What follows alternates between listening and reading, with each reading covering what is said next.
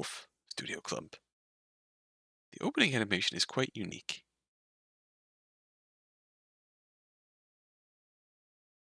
This will be the starting point.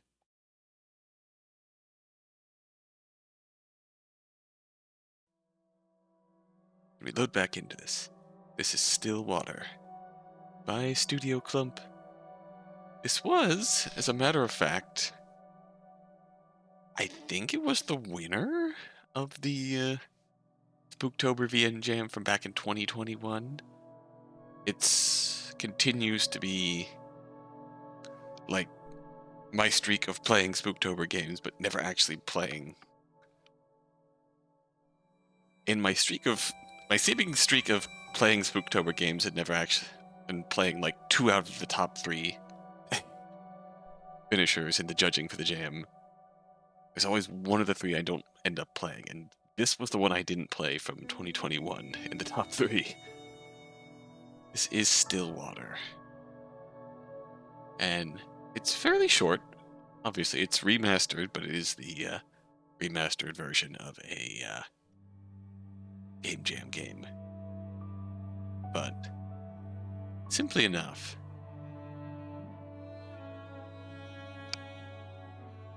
the fellow we saw on the title screen there is our private investigator, Hugo Laurent, his assistants. They are tasked with solving a family mystery. Family mystery? Truly is a family mystery. Yeah. The mystery of an old family's curse.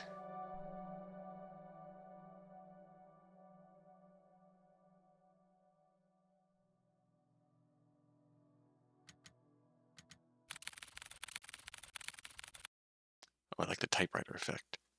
This is a work of fiction. The resemblance to any real-life people is purely coincidental. This game contains depictions of horror, mature themes, violence, and strong language. Viewer discretion is advised. Ah. I'm sorry, but I can't stay here anymore, Nina. I feel like I'm going crazy. Calm down, if we can just talk it out. So many strange things keep happening, one after the other. Every day there's this damn dripping sound. I thought it was just something leaking at first, but I checked every faucet, every ceiling, everything, and still I hear it everywhere, constantly echoing in my ears. Please, listen to me. Oh, but the water, that damn water. Water? Yes, it's everywhere. Pools of it are all over the house, and every time I try to mop it all up, another will appear. There's no end to it. Ah, but it's at night. It's at night when it comes. What are you talking about? I hear someone or something walking along the hallways at night. Maybe it's just my grandfather. No, Nina, it's not him. I thought it was, but it's not. But I've seen it. That thing. I only glimpsed it once. I'm more than certain that thing was not your grandfather. Ever since that night, I would lock my door and pray it would walk past my room. I don't know what's going on, but I swear it just keeps walking. Always walking on pools of water. Sometimes I hear them randomly. Their steps are erratic and faint, but I can still hear them. Just the steady pace up and down the halls. But I think recently it's no longer like that. What do you mean? Every morning I follow to see where the wet footprints lead. Walks towards something more clearly than before. Would walk down the halls, climb the stairs, and turn corners. All of it. I'd follow. Eventually the trail would come to a stop. It would all stop right by your grandfather's room. His room? If this is some sick joke to scare me away, then please stop. It's not a joke, Nina. I meant what I said. I meant when I said that there is something wicked going on inside this house. But that can't be true. I know this is a lot, but you have to believe me. I can't stay here any longer. I'm sorry, Nina. It's okay. I understand. Thank you for taking care of my grandfather up until now. I'm sorry for all the stress I've caused you. Be sure to pay right away as soon as Nina, listen to me. I don't know what's happening around here, but The one on the phone cautiously looks around, turning her head constantly back and forth, looking over her shoulders to find if any others listening in. She grips the phone so close to her ear in a vice-like grip before speaking again in a hushed tone. Something terrible is lurking in this house. Don't know what it is, but please, as soon as you get back, take your grandfather and just leave this place. Leave? I can't just leave everything behind. We have nowhere else to go. Please, Nina, this place is not safe. The rumors, they're true. The curse is real. My family is not cursed. But Nina, at this rate, you and your family will. Enough! Pause. Cold and sharp tenseness strains the call as both women, exhausted and stressed beyond their comfort, try to stifle their growing frustrations toward one another. Neither yielding to the other's thoughts, only leaving anger and hurt to fester through the silence. After what feels like a suffocating stillness, Nina finally sighs heavily, responds bluntly to the caretaker. Look, don't know what you heard or saw, but I can't just leave things like this. Whoever, whatever they are, they will answer to me. I won't let them have their way. I don't have time to waste my energy on this stupid curse. So if you can't help me, then so be it. I'll find a way. Nina. My grandfather is all that I have left. He's all that I have left. Oh. What's that in the shadows back there? Mid a foggy morning, there sits a man by the corner of a booth. Drinks black coffee and, depending on his mood, occasionally orders a donut. Today it was just black coffee. Looking very gruntled. I swear I've never seen that amount of paperwork in my life. Freaking mountain worth of it. You're a valuable member of our team, Hugo. My foot. I started to believe that I was bamboozled into joining their agency. Hugo Laurent, age 30, takes a good look at his cup of joe and chugs it all in one sitting. He then continues to grumble to himself about last night's grueling work at the office. I really need to find a different job.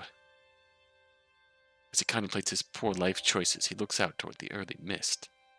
There's something inherently terrifying about the fog to him. How it engulfs everything and nothing. Even if it disappears, it always leaves behind traces. Proof of it remaining. In a quaint little town like this, I can't even run from my fate, I guess. Hugo finally stares at the compiled newspaper clippings that he put together. Some of them from recent events, but mainly all were past headlines of missing persons cases. No matter how many times I see this, it's still just as hard to look at. Fixating case after case, he can't help but remind himself that there is a reason for all this. An all too personal reason. Seeing strange things comes with a price. In the end, I'm the one doing this to myself. Sounds rough. Mind if I join, Kuya? An annoyingly familiar voice interrupts his train of thought. He slowly looks up to see the one responsible, although reluctantly. Oh, good morning, Hugo. Hello there. Hugo scowls and turns away from him. He then gathers the files and shoves it back into the binder. Meanwhile, the tall man takes this as an initiative, sits at the opposite end of the booth, greets the waitress passing by and orders himself a hefty body breakfast special with an extra plate. As usual, the waitress is happy to oblige and goes back to the counter to relay his order. Growing boys have to eat all their protein. The man then looks back at Hugo. He sees the empty cup and the now jumbled newspaper clippings, all the while Hugo is trying to ignore him. Really should eat something with that black coffee. Not ordering any donuts today? Fine, Noah. Just not in the mood, okay? Not even a little? There's a momentary silence between them before Noah disturbs it once more. Well, too bad for you. I ordered a big breakfast for the two of us. Two? Oh. 6. That's a double full stack of pancakes. As if the world could grace Noah with an even more perfect punchline, the food arrives. Why the hell did you order for two of us? Eat what you want to eat. Don't worry about me. Wow. Wow, 𝕤𝕤𝕤𝕒𝕣𝕒𝕒. 𝕤𝕤𝕤𝕒𝕒. Right, Hugo? Are you even listening to me? Come on, we both know that if you don't eat now, who knows when you will, and I'm not about to let you faint again. So open wide. Here comes the aeroplane. Noah de Leon, age 27, a natural-born charmer, is also the only person in the world who lovingly threatens him to eat every day. Lovingly. With a pensive look, Hugo finally gives in and eats the generous spoonful, without further complaints.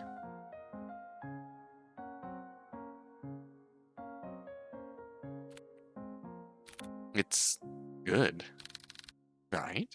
Good food will always help cheer you up. Damn him, got swept away again. Oh, by the way, the chief will be out for a business trip. She mentioned it'll be for a couple of days. When did she tell you this? I didn't hear anything about it. Yesterday, I think? Yesterday? She told me to sort out the cabinets yesterday. She didn't mention anything about a business trip. I guess it was a pretty sudden one. Well, I mean, she did tell me to tell you. And lucky me, I know where you go every morning. You know what? I'm not surprised anymore. Well, what do you want to do? We technically have the day off. I'm gonna head back to the office. A couple of boxes I didn't get a chance to sort out.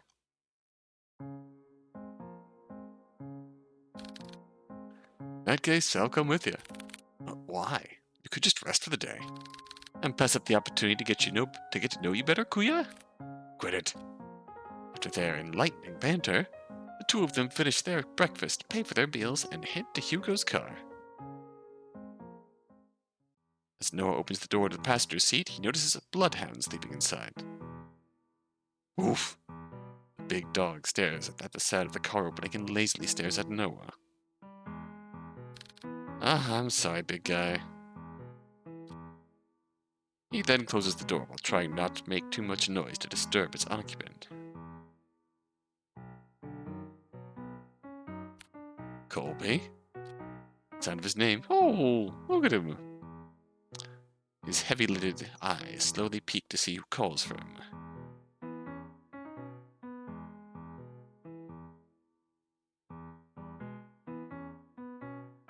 It is his one and only partner, his human. So finally realizing who he is or where he is, the old bloodhound stirs up from his sleep, pounces at Hugo, and proceeds to wag his tail uncontrollably. Oh, good boy. Look at him. Morning again, Colby. Had a nice nap? Colby, 8 years old, Hugo's most faithful and loving partner in crime, has the biggest tendency to just sleep all over the place.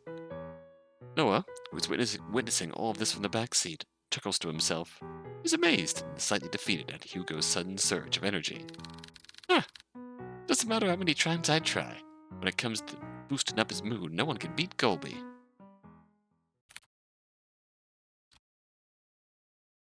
The three head back to the office. The space is just the same as Hugo left it. A decent, organized mess. Yeah, decent. That's a good word for it. To his credit, for the amount of boxes he painstakingly went through, he believes he did a fair job. Dog spotted. Albeit it could have been better. Wow, you really outdid yourself, Hugo. Looks less crowded. Shut it, will ya? Said I was gonna get to it. Woof. Thanks, boy. Before Hugo could continue to give deserved head pats, he notices someone. A woman stands timidly, peering out from the storefront. Looks a bit frantic, and even more restless with her disheveled and ill-fitted clothes, drawing emphasis to her already too visible petite frame. The woman tries to grasp the door handle several times, but stops before she can touch it. Her brows furrow, agitated and distressed about something. So much to the point that it is preventing her from just simply reaching out for help. However, when she finally makes eye contact with Hugo, she immediately rushes in. Oh, hello there. Hugo deserves an award for that. Yeah. They should name an award about him. I'm so sorry. I don't know if the close sign is up, but I saw you come in and Oh, you alright, miss? I need your help. My grandfather, Before she can continue explaining, Noah swiftly cuts in front of Hugo and intervenes, an all too practiced manner. It's okay, miss. We'll hear what you have to say. So please, why don't you sit right over here? Noah gestures to one of the empty seats at the other side of the office. The poor woman hesitates for a moment. She clutches desperately to the strap of her purse, her eyes focusing apprehensively on them and at the gestured seat. After mulling over Noah's offer, she quickly glances back and nods. What a terrible night. Be ashamed of a curse tonight. Hello and welcome. There's our gruntle detective Hugo, our lovely lanky assistant detective Noah. Posture is wary and tense, giving no sign of comfort for even this brief moment of peace. Can you start off by telling us your name?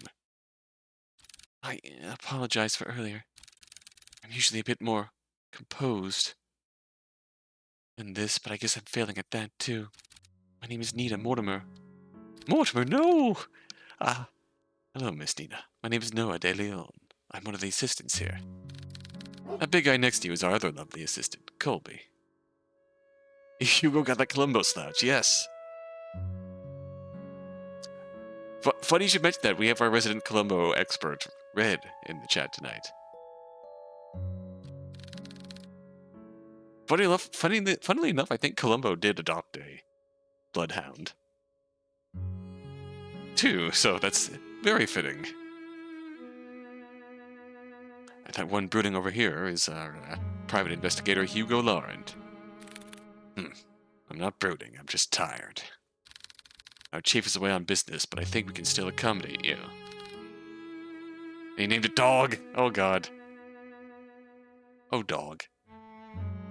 So how can we help, Miss Nina? Just a moment, Nina appeared a bit more lax, more hopeful, maybe even relieved from this warm welcome. However, she once again tenses up. The guilt and shame come rushing back to her, visible by the creases on her brow, as she once again realizes why she's here. I need help watching over my grandfather tonight. Tonight?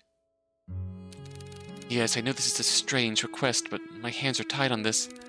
It has to be tonight. I'm sorry, Miss Nina, but I don't quite understand. Is her grandfather in any danger? I feel like this is a Kevin MacLeod track. I recognize this song. I think someone is trying to take him away. Eh? Take him? Miss Nina, I think you should contact the police right away. They're far more equipped at handling this kind of situation. I know they're not! Ooh. I've tried requesting their help, but they've given me the same answer verbatim for weeks now. They would send someone out to watch over the manor for the entire day. By the end of their routine, they would always report back nothing unusual. I saw no one else leaving or arriving at the house other than me or the caretaker. Despite telling them in detail about the letters and all the strange things that's been happening, there's nothing more they can do about it, but just sit around until it escalates even more. I can't wait any longer. Any more than that, it'll be too late. Only I knew who Lewis was. Lewis? Liz had a gasp. Her hands shot out to cover her mouth, realizing she had said too much too carelessly. She tries to avert their gaze, but Hugo stares persistently at her. Miss Nina, who's Lewis? Are they the ones causing all this? Once more she contemplates, her brows knit closely together as she bites her lips nervously. It's as if the words she wanted to say have suddenly died out, too heavy to even utter. A mistake she can't take back. Lewis lips sink ships, as we learn. Before the silence stretches further, Noah speaks to Nina with a gentle and reassuring tone. Miss Nina, I know it's scary. All the things you mentioned to us. So far, no one should ever have to experience, especially by themselves. I assure you, we'll listen to all of it. I promise. Wild and manic eyes search deeply at them, trying desperately to discern any doubt or mistrust on their faces. However, all she sees are people who are willing to give their time to simply listen to her, actually help her. For this alone, Nina looks to the side where her purse is and opens it. Tucked inside one of the pockets, she takes out a single, slightly crumpled envelope with a pigmented red wax seal pressed in the middle. At a glance, Hugo can tell right away that this letter appears to be a bit more worn out and antique. And yet, despite its delicate form, it remains well preserved, well kept. It's as if the letter itself was untouched by time, forever waiting to be opened. Grandfather has been receiving cryptic letters for the past month now. The letters didn't come with an address or the name of a sender. But this one, it's different from the rest. This had the name Lewis on it. As she hands over the letter, Hugo notices her hand slightly shaking. Nina is still avoiding his gaze, but he knows she is trying in earnest. Before he could reach out his hand, he senses it. A faint shift in the room, unnoticeable to the others, but all too glaringly clear to him. There is something very wrong with this letter. Suddenly, Hugo recoils his hand away in pain, like being struck with something sharp, so spontaneously, so memorable that even if the pain disappears within seconds, a hint of it remains. Something so small, akin to a prick from a rose's thorn. Or like paper cut. Are you right? I'm sorry, I didn't mean to hurt you. No, I'm fine, Miss Mortimer. It's not your fault. It's not your fault. He stares squarely at the cut. The thin red line starts to form slowly by the top of his index finger, trailing down and stopping just above the first crease. Red so clearly visible, it's taunting. That doesn't look like a normal paper cut. Let me get you a band-aid. It's fine, Noah. I don't need one. But really, it's fine. Doesn't even hurt that much. Noah takes one good look at him before sighing exasperatedly, sitting back down in his chair, still eyeing on Hugo's hand. Hugo shrugs and returns his attention back to the letter. But this time, luckily, nothing happens. But to reach all the way out here with just a letter alone is truly terrifying. Carefully, he removes the content of the envelope and unfolds it. I like to think that yeah, sure, there's something off with it, but he just literally, his finger slipped and he got a paper cut from it. Nothing, just completely mundane paper cut. At first, it looks like any other normal written message. A person named Lewis is asking the other, Henry, to come meet him by the lake at midnight. Ah, yes. Merry Christmas, Mr. Edgeworth. Needing to share something important with him. However, what's eerily striking about this is not the letter itself. Peering at the bottom of the page, a message scrawled, unlike the rest, stands visibly out to Hugo. A message that should not be there. For our promise, Henry. When did you receive this letter? Also, I can't believe it's almost time for my favorite Christmas movie, Turnabout Goodbyes. Yesterday. And your grandfather? Where is he right now? He's currently back at the house with the caretaker. Can we start making almost Christmas means it wasn't Christmas jokes yet? Yes, absolutely. Promised them I wouldn't be out for too long. Made an agreement with them, you see. Oh? What sort of agreement? The caretaker we have now agreed to watch over my grandfather, but only during the day. Before nightfall, they would leave exactly at the same time. Before nightfall. I wanted to believe that this whole thing was an elaborate scheme to scare my family away. You know this sounds crazy, but at one point I thought everyone was in on it. Mail carriers, the officers, the caretakers. Everyone had a hand in making our family suffer. But this one was different. Until now I've never heard of anyone by that name. Not a relative or a family friend. But they clearly know who grandfather is. If I don't do something about this, I'll lose. Lose him too. Just by uttering the words alone, Nina begins to break down. Just a bloody fantastic conveying just the anxiety, the panic, and the desperation in her expressions here. The stress, the anxiety, the fatigue of it all was finally catching up with her. Her body hunches forward, her hands pressed close to her eyes as she tries to cover the stream of tears running down her face. As an act of comfort, Colby sits closer to Nina while Noah fetches tissues for her. Hugo, on the other hand, is puzzled. He said this whole thing has been going on for the past month, but something doesn't add up. Before nightfall, I think there's something to this. There's more to this than she's not admitting. Whatever happened with the letter, I am more than certain. Certain that whoever, or whatever, Lewis is, coming for blood.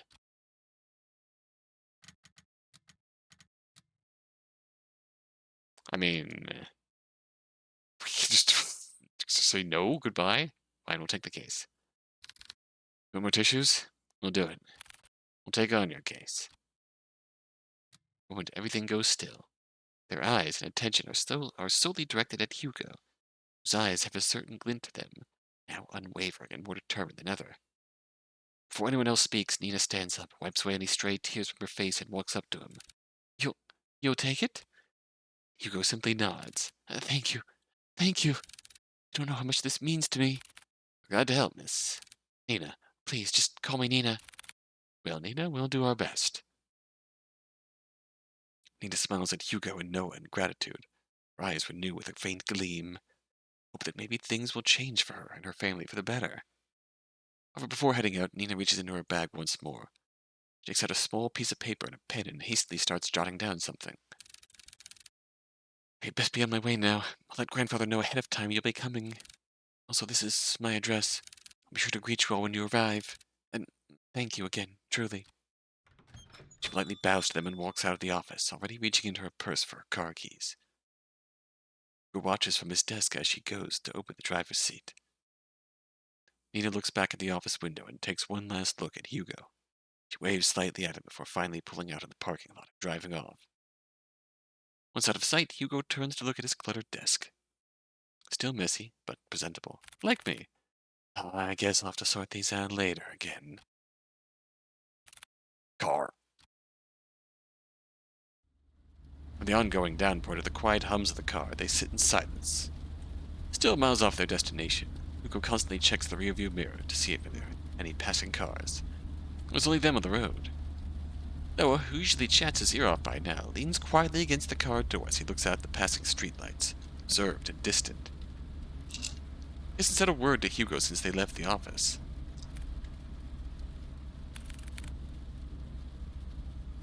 Hey, you're a lot quieter than usual. What's wrong? Huh. What a surprise. Have you been looking at me, Kuya? No, you idiot. You usually just talk a lot, that's all. So, do you miss me talking? Just say it. You believe her story? What? Given all the things she's told us, do you think she's telling the truth? Yeah, I believe her. Or at least I believe she hasn't lied to us. But you know, I can't shake this feeling that she's hiding something. Like if she left out certain details on purpose. So why did she have to travel this far out of town for a private eye? Surely there must have been another far closer to her home than ours. I just don't know how to explain it. As expected of you, Hugo. Are you making fun of me? No, not at all. I'm just admiring your observations. I didn't want to offend Nina earlier, so I kept quiet until she finished. But her last name caught me off guard. Mortimer? Have you heard about the Mortimers? They're a pretty distinguished family that owned an esteemed fishing company. Well, they used to, I believe. They've yet to name an heir. Well, what do you mean? Shouldn't it naturally go to Nina? It should, but I don't know. What I heard, each time they try to name a successor, that relative mysteriously disappears. Huh. Gone without a trace, or so anyone thought. Their bodies would soon turn up months after. That's not suspicious whatsoever. And you know what's strange? All of them have been labeled as accidents by the local news. Sus. No foul play, just another unfortunate loss for the family. They've been struck with so many tragedies that over time people began to believe they were cursed or something. Cursed? Huh. I think I can understand why she wouldn't go to the police again. They most likely thought she was seeing things and went along with the procedures just to keep face. But deep down, they must have thought she had gone mad. Can't imagine all this for Nina. Most of all, who knows what we'll find there? Is that why you decided to come with me? Well, partially. More worried about you, though. Me? Why? Think of it this way. I'm the appointed driver. When you decide to do some pretty reckless shit, I'll be there to drive you to the local hospital. Get. Ugh. Besides, 2 is better than 1. Exactly. It was fine with Colby coming with me. Here comes the boy. Well, have you heard that 3 is better than 2?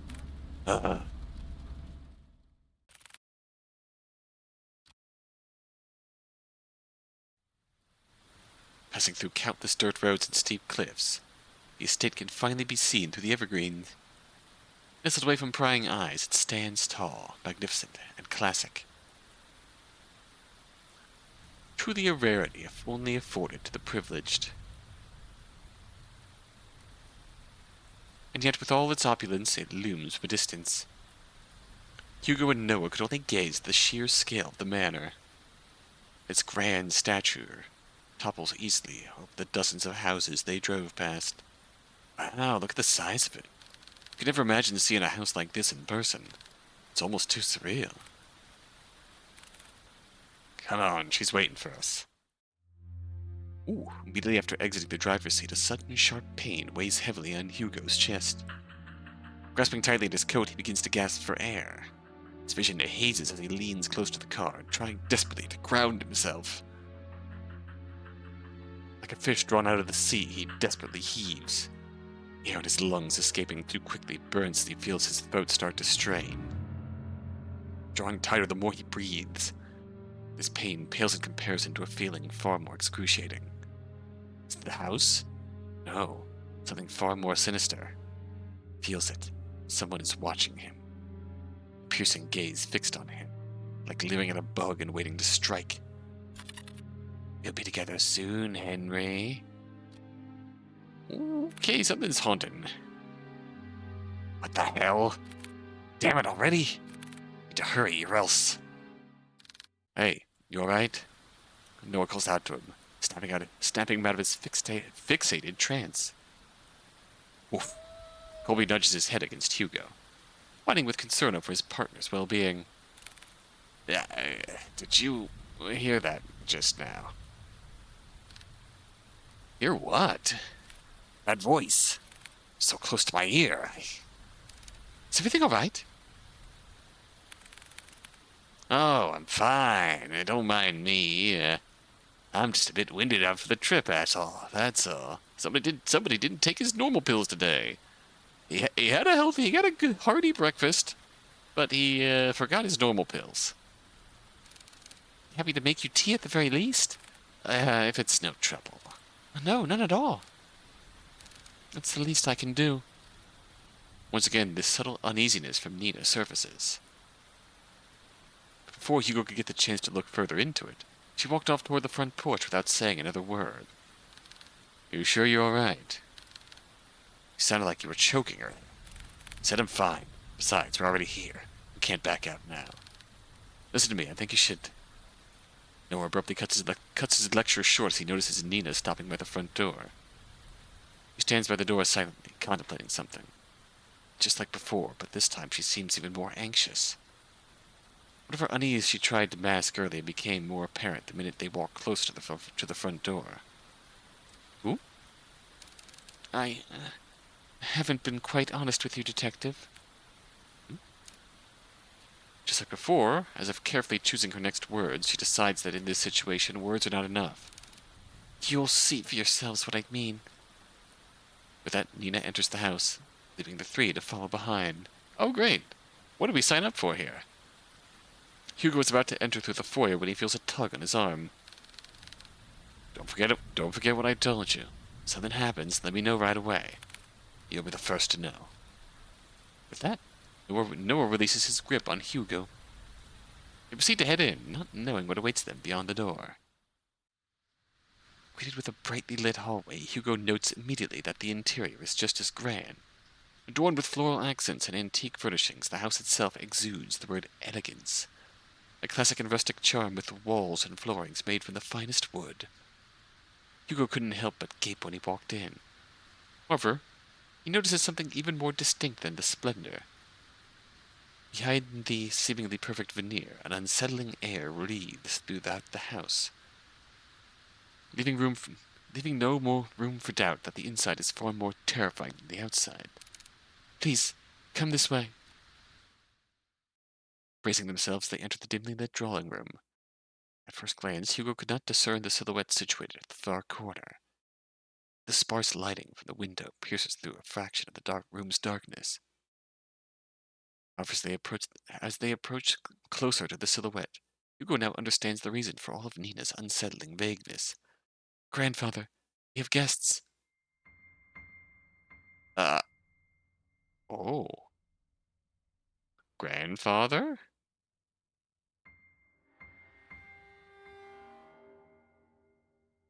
Grandfather?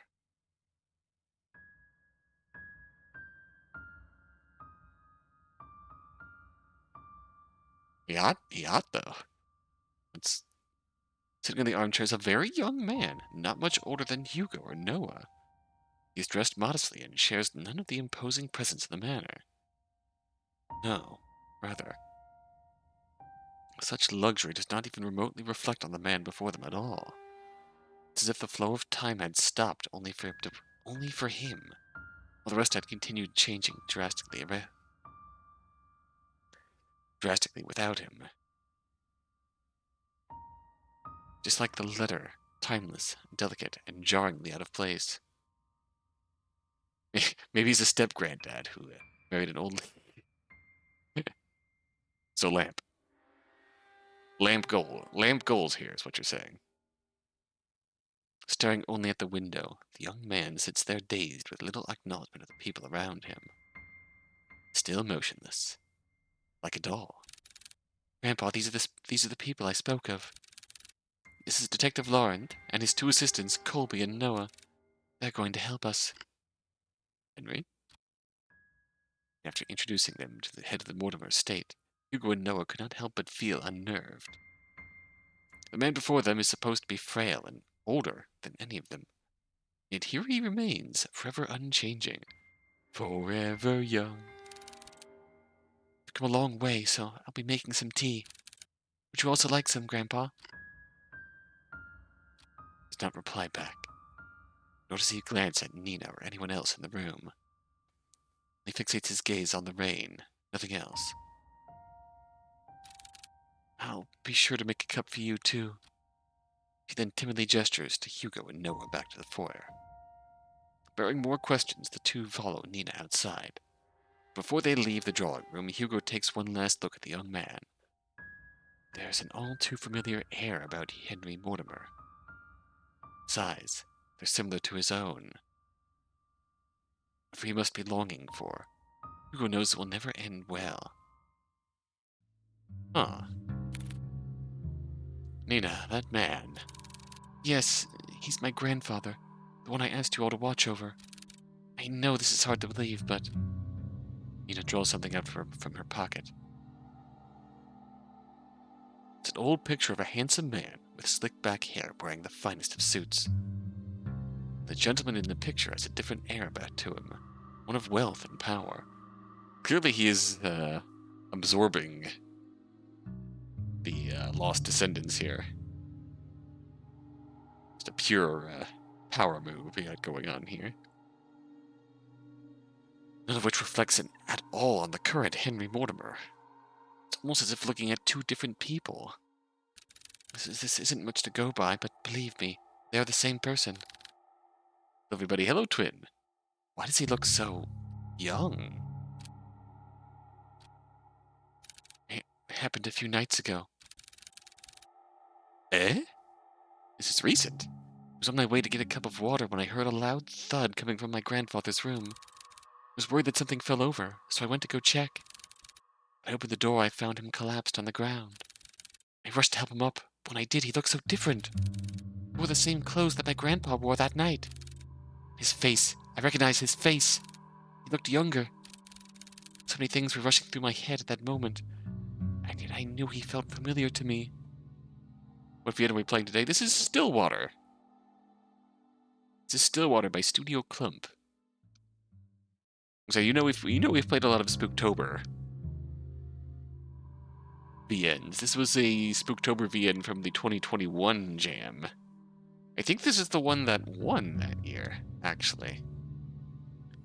This just got a recent remaster release on Steam, so we're playing the Steam version. You know, your grandfather collapsed.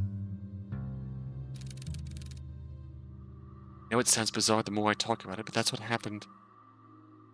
2 nights ago, Nina's grandfather collapsed and suddenly is young.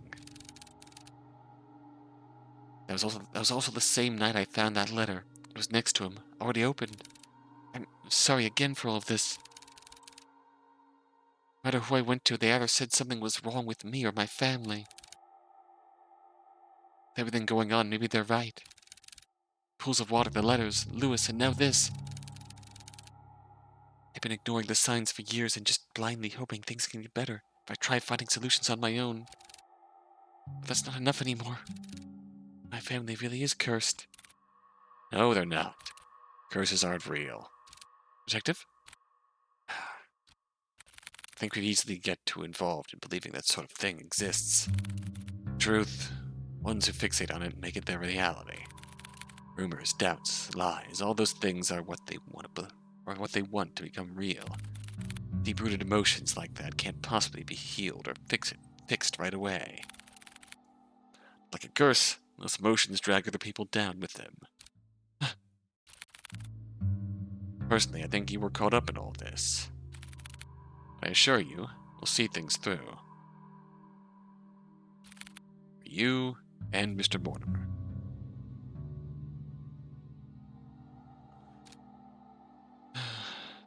Thank you. Good. Now our first priority is to find out more about Lewis. Nina.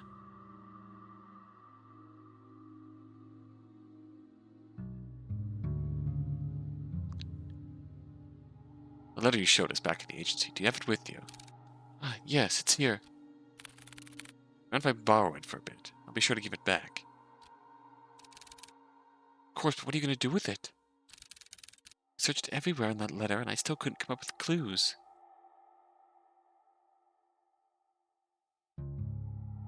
I'll be using it as a reference, or a guide, if you will. Afraid I can't discuss too much of the process, trade secret and all. Of course.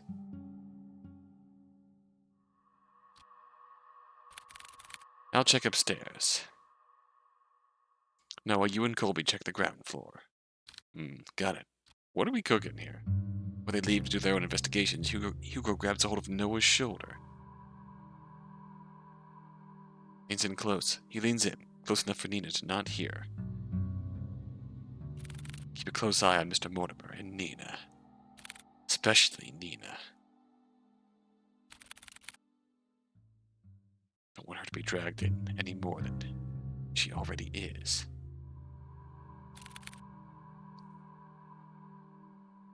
So whatever happens, keep her safe.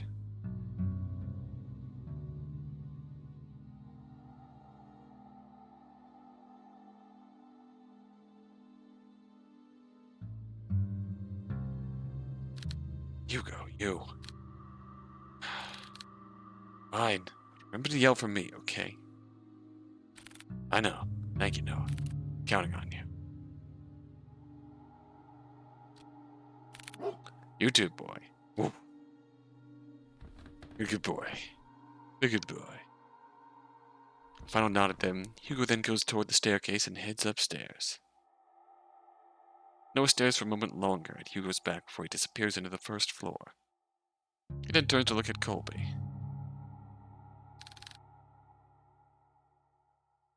Well, it's time we get to work.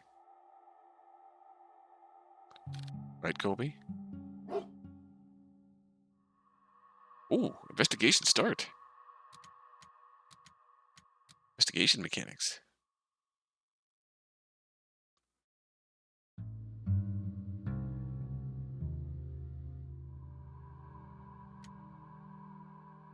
Objective is to look around in the area for objects to proceed the story. Arrows the arrow keys to move to a different area. Outlines appear on a clickable object. Top right is the hidden button. Click it will highlight an object you missed. Woof woof. Good boy. Good boy. Good boy. Good boy. Good boy. Good boy. Good boy. Most important investigation we can do here. Stillwater still sits motionless by the corner of the room, his gaze never leaving the rain.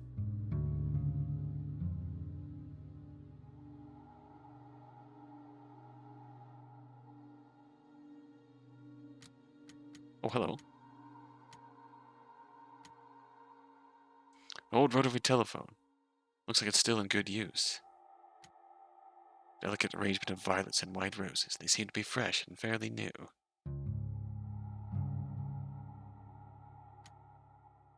Large bookshelf stands close to the entranceway. It contains a couple of photo albums and a few phone books.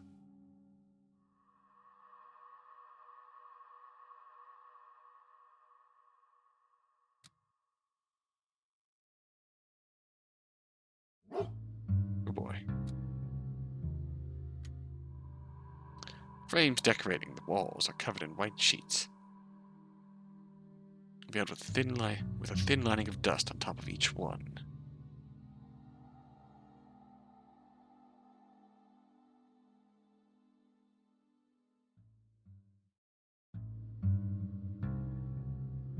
Ahem.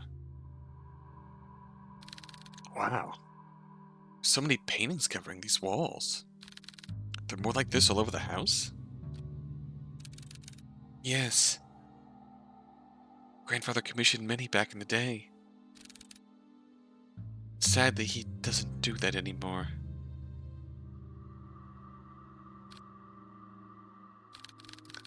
Nina, I can't help but notice the paintings are covered.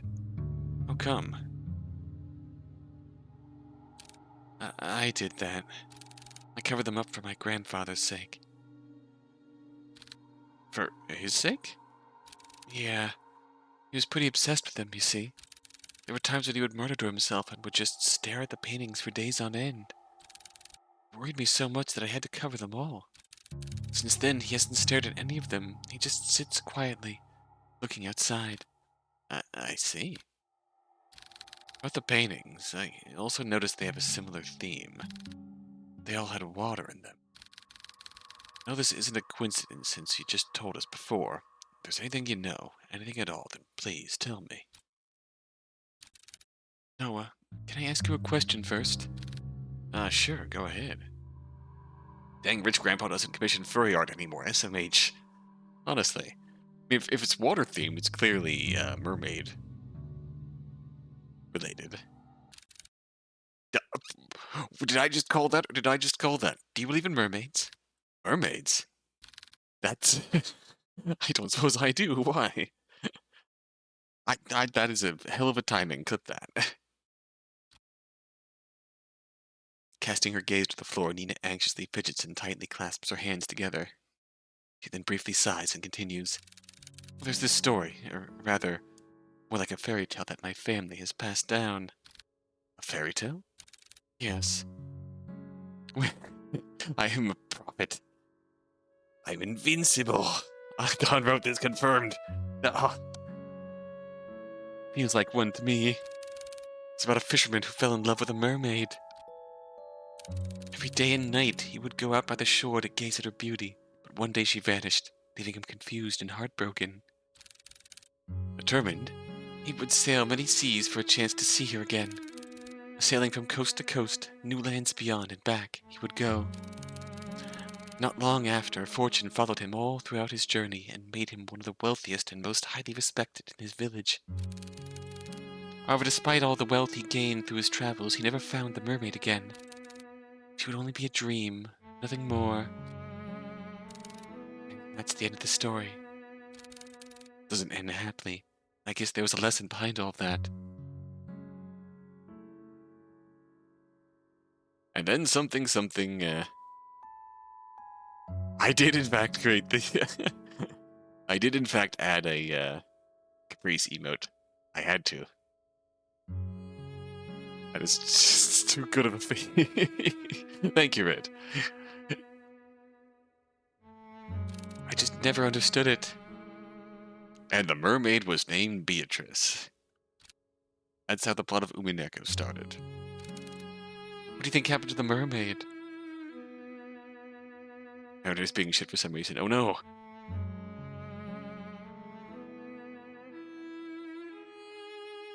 I know it's an exaggeration, and yet I can't help but wonder. It's hard to say. I just feel bad for both of them. Can't handle the mermaids.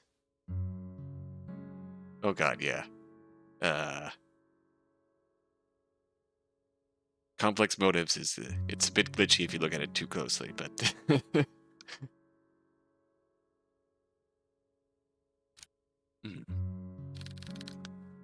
To be honest with you, I'm not a fan of sad endings.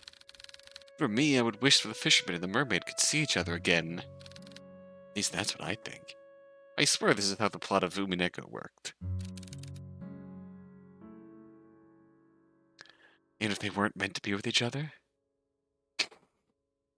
Awesome new emote. Yes, very good. I guess you could say my motives in creating that emote were, in fact, complex. Yeah, I think so at least. Wouldn't want to imagine going through a journey all by myself. It's hard being alone. Journey all by yourself.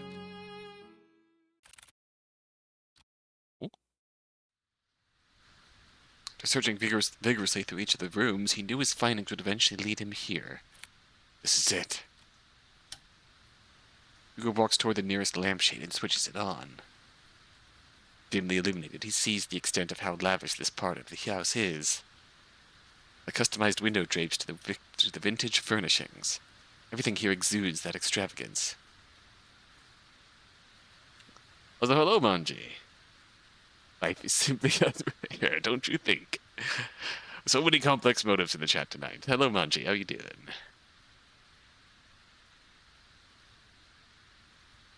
Much like the interior Hugo has seen so far, he finds this one in particular reeks of it. We potentially have mermaids involved here. We have pools of water, mysteriously de-aged grandpa, and our depressed Columbo here. Doing all right? Good, good. Plastered from wall to wall, a gloom lingers, as if the room itself is moldering, despite its preserved nature.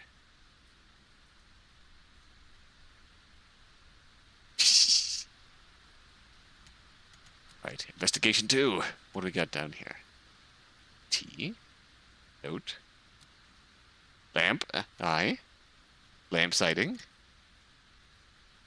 Are you sure we aren't investigating the portrait of the mermaids at the Sunfish Pocket and Eye? Possibly. Oh, hello. An old photo of a lost time. A sweet summertime memory of a little girl with her beloved grandfather. Aww. Papers. Scattered pieces of paper, all forgotten, lie waiting on the cold floor. Heavily etched markings are found scrawled all over the papers. Lamp destroyed. It's hiding evidence. Shh. Columbo and Adachi are mortal enemies because Columbo actually respects women. Yes. Only looking, not searching. Yes. Yeah. See. No, look over here. Say, hey, we're looking here. Do you need a search warrant? You need a search warrant, Lieutenant? No, see, we're looking. Yeah, shoot. The bound journal rests on the edge of the table. Its pages are torn out so haphazardly that the binding itself is starting to fall out. Shoot, Noah. Shoot the lamp. Shoot the lamp. Big painting. Atop the fireplace, unblemished and unmarked by time, hangs a curious and familiar painting of a beautiful woman floating on water. Mermaids! Gosh dang mermaids. Pristine pearl-white tea set sits patiently by, untouched and unused for quite some time.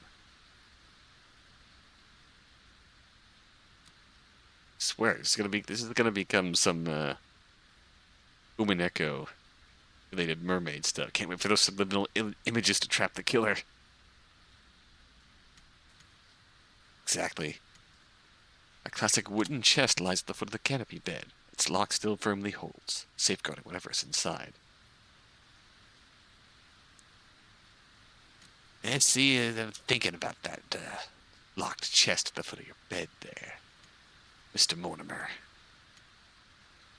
Also, this is in fact the Mortimer estate. And if that's not a Columbo culprit name, then I don't know what is. Meticulously organized set of academic books, ranging from non-fiction to geography, are all on display, however hidden away behind the vast collection of some children's fairy tales, all carefully kept. I need to hurry. I don't want to stay here for too long.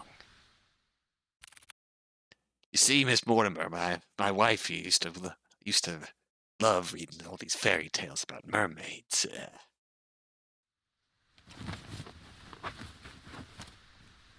He searches and searches, and still there is no sign of Lewis. To Hugo, even if there is a fragment, a singular thread to that person, to their real selves, he could not find them. But there's nothing.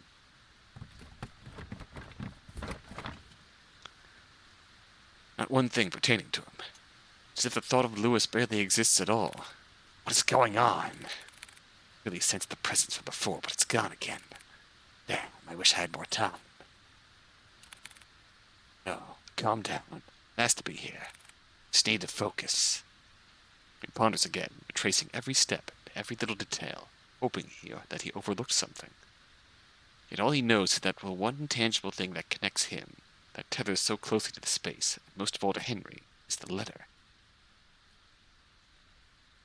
Words of promise, of love, all delicately etched onto a page, but tainted with a powerful and dark emotion that has been festering for too long. Tainted. See, I knew it was Lamp.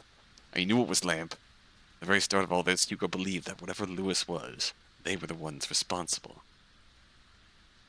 Thought he could find them, convince them to stop their haunting for good, to bring them peace and to move on.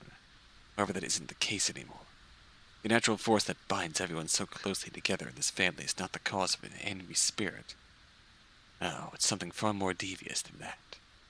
As he takes the letter out from the envelope, he notices a change within. Drawing no foreboding thread at the bottom of the page, it looks just like a regular letter, or rather what it once was. Sad and tragic love. Huh? Oh. If you can't come, then I understand. Things have gotten more complicated with your mother ever since she found out about us, right? I'm sorry, Henry, for everything. It hurts to see you so torn up like this. I would never hurt you or drag you along with me. If this is to be our farewell, then can I ask you one last favor? Could you keep my locket? I know this is selfish of me, but I'd like for you to have it. I'd be happy to know it's safe with you. My heart will forever be yours, Henry. With love always, Lewis. So this was the true letter? A small warmth emanates from the paper, wrapping closely around his fingers, quiet and soothing. The fragment Hugo was searching for. Lewis, I'm sorry. You were also a victim in all this, too. Please, if you can hear me, I need your help. Without warning, the sound of a click can be heard across the bedroom, as if something unlocked itself. Hugo turns his head toward the sound and sees the chest. Unlike the other furniture, its dark and rustic features have not been maintained well, left to rot on its own. Oh, concerning. Suddenly he stops at the sound of a voice, a sweet voice, whispering to him, beckoning him toward the fireplace. Come here, my dear sweet boy. This seems like a terrible idea. What could go wrong? Oh, hello. There, mounted by the fireplace, is the painting of a beautiful woman floating on the water. Her pale skin is incandescent, brilliantly prominent against the contrast to the dark, murky waters that keep her hidden, keep her bound to the canvas. Hugo stares intensely at the picture. An emphatic sorrow swells within him, disarming his very senses and forcing him to inch closer, surrendering himself to the sweet song. Poor thing. A lot like him, like Henry. Eh? As Hugo approaches closer and closer to the painting and his mind screaming to run, he sees it. He can finally see beyond the facade the lady portrays. Yo, it's my girl Ophelia. Let's see what she's looking like for what the painting truly is. But don't worry. I have a feeling there's a jump scare incoming. I can take that away. I can take away that sadness. Ooh. Deformed creature, a mermaid, floats above the surface. The voice whispers.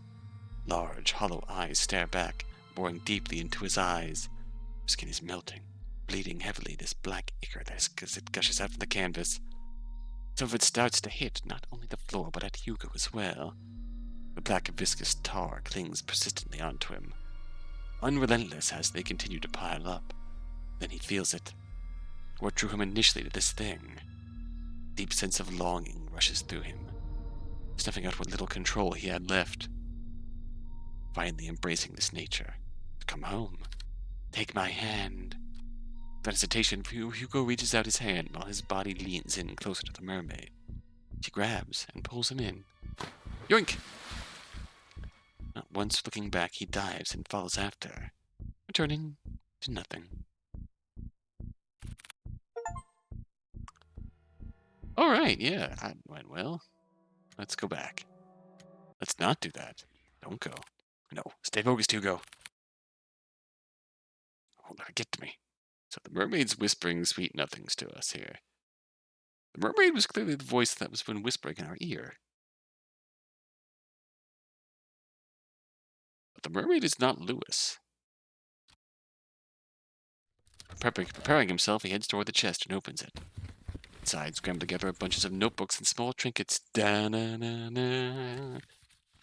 Hugo continues to rummage through. He stumbles across an old newspaper article. Young man found dead by the lake. Huh? Identified young man was found in the morning of XXXXXXXX.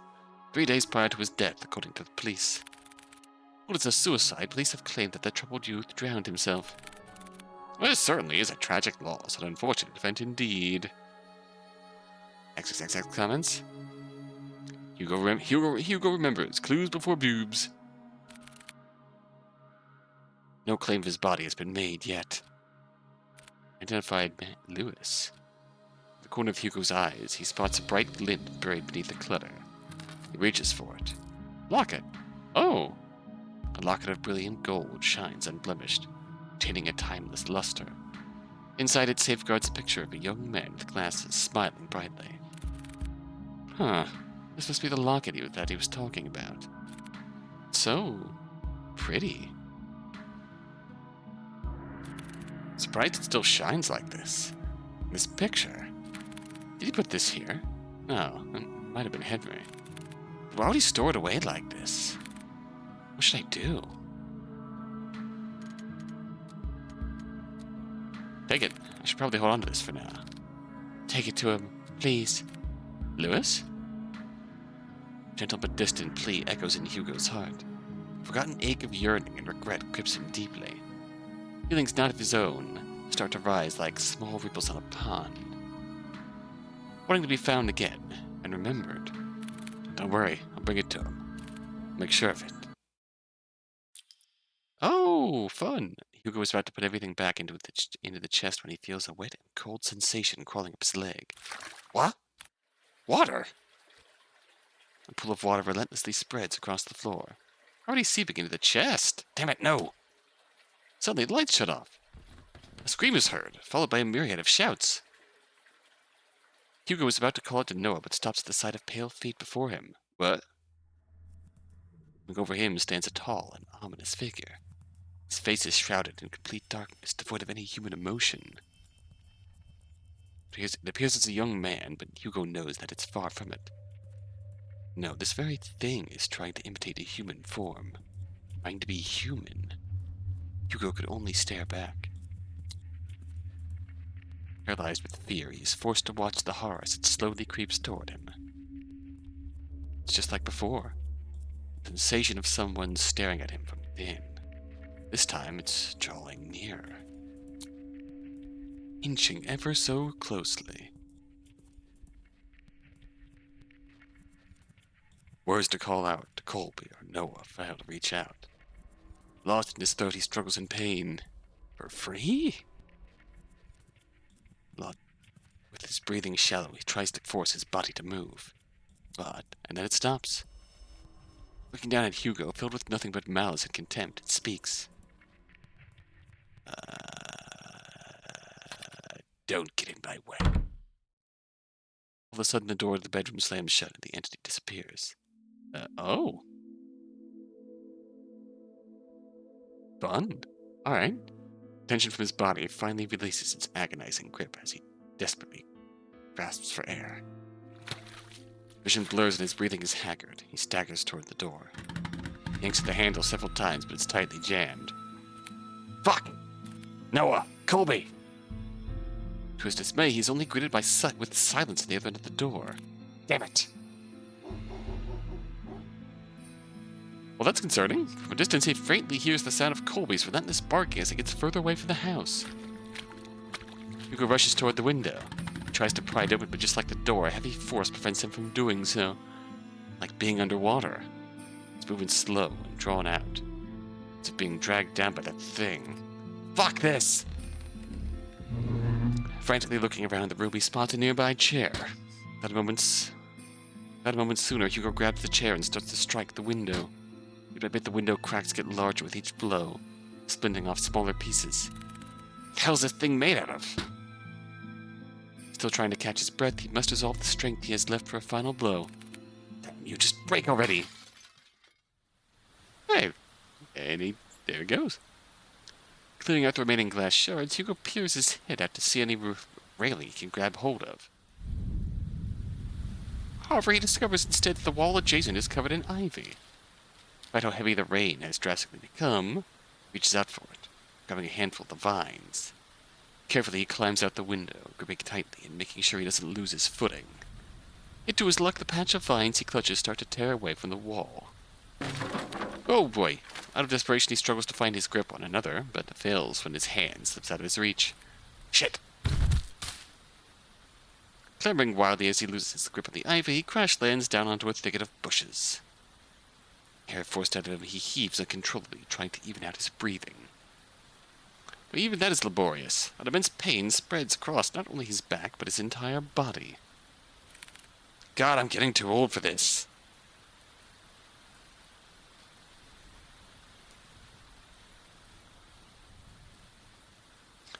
Although his body screams out in pain, he forces himself up. Still time. I can do this. I have to do this. Staggering feet and haggard breathing, he makes his way to the place where it all started. To the lake, where this tragedy starts and ends. Oh. Lake? Jumping back here? Though, are we,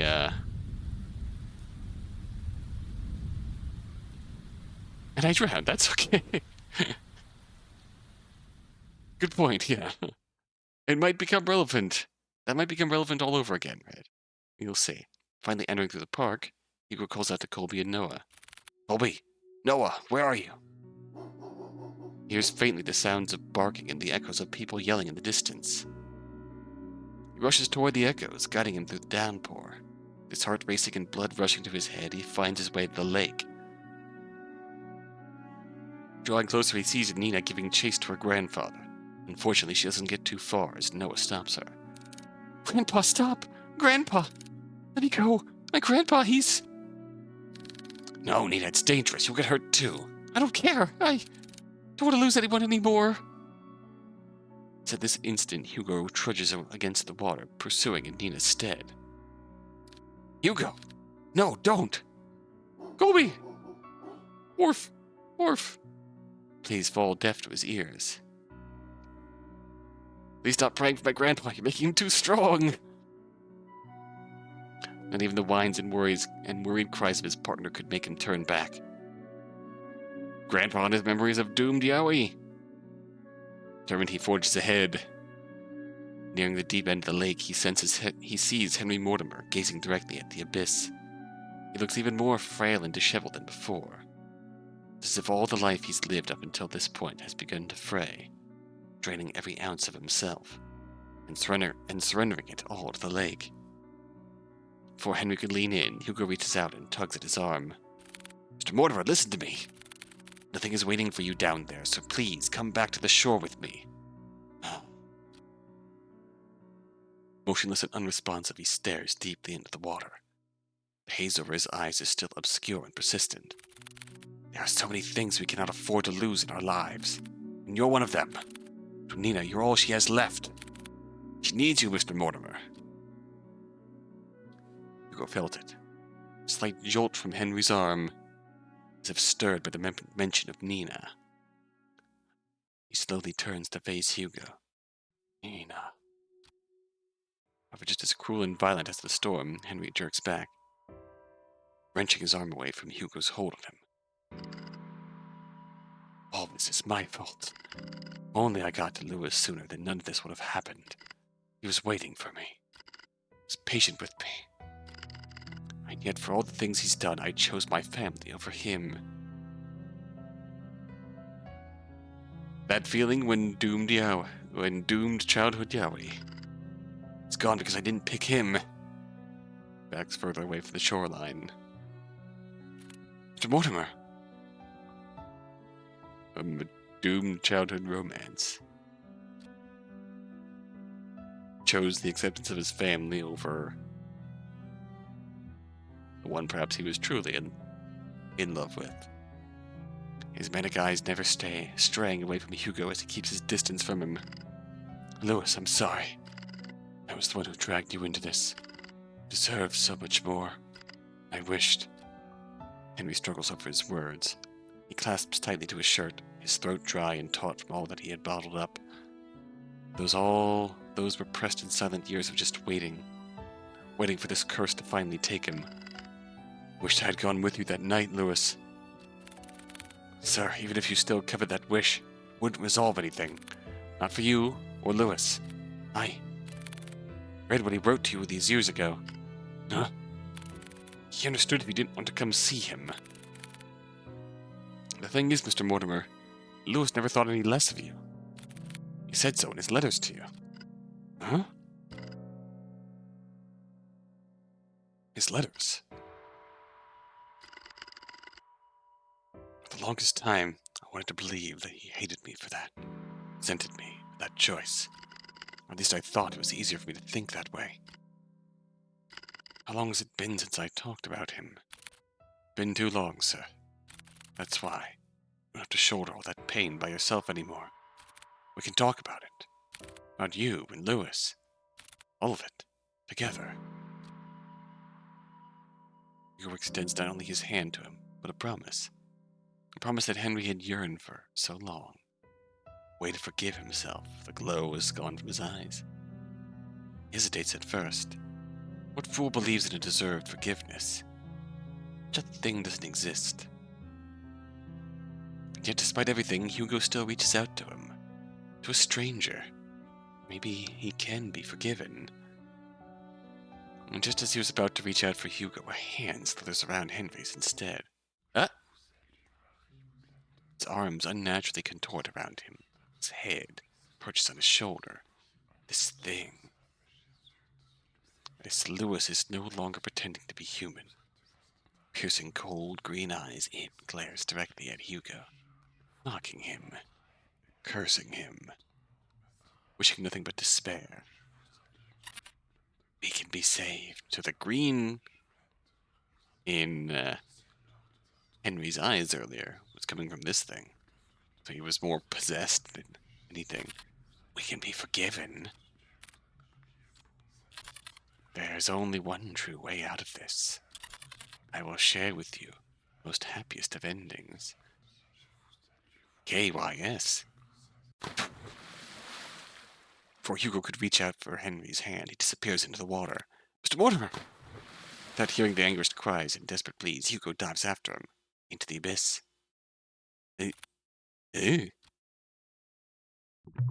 Plunging into the icy waters, Hugo feels shocks running rampant throughout his body. Like spikes continuously piercing from his legs to the tips of his fingers. Fiercely and unyielding. His chest tightens and his heart races as he begins to kick his legs. Hoping whichever way he goes, he'll find his way to Henry. Swimming deeper and deeper in, he sees faintly a figure slowly descending into the darkness. Mm-hmm. As he finally gets closer to Henry, long, snake-like arms stretch across the void and grab Hugo's neck. Oh! Violently squeezing all the air out from him. He tries desperately to wrench his hands away. But with each struggle, Hugo's movements begin to weigh heavier and heavier.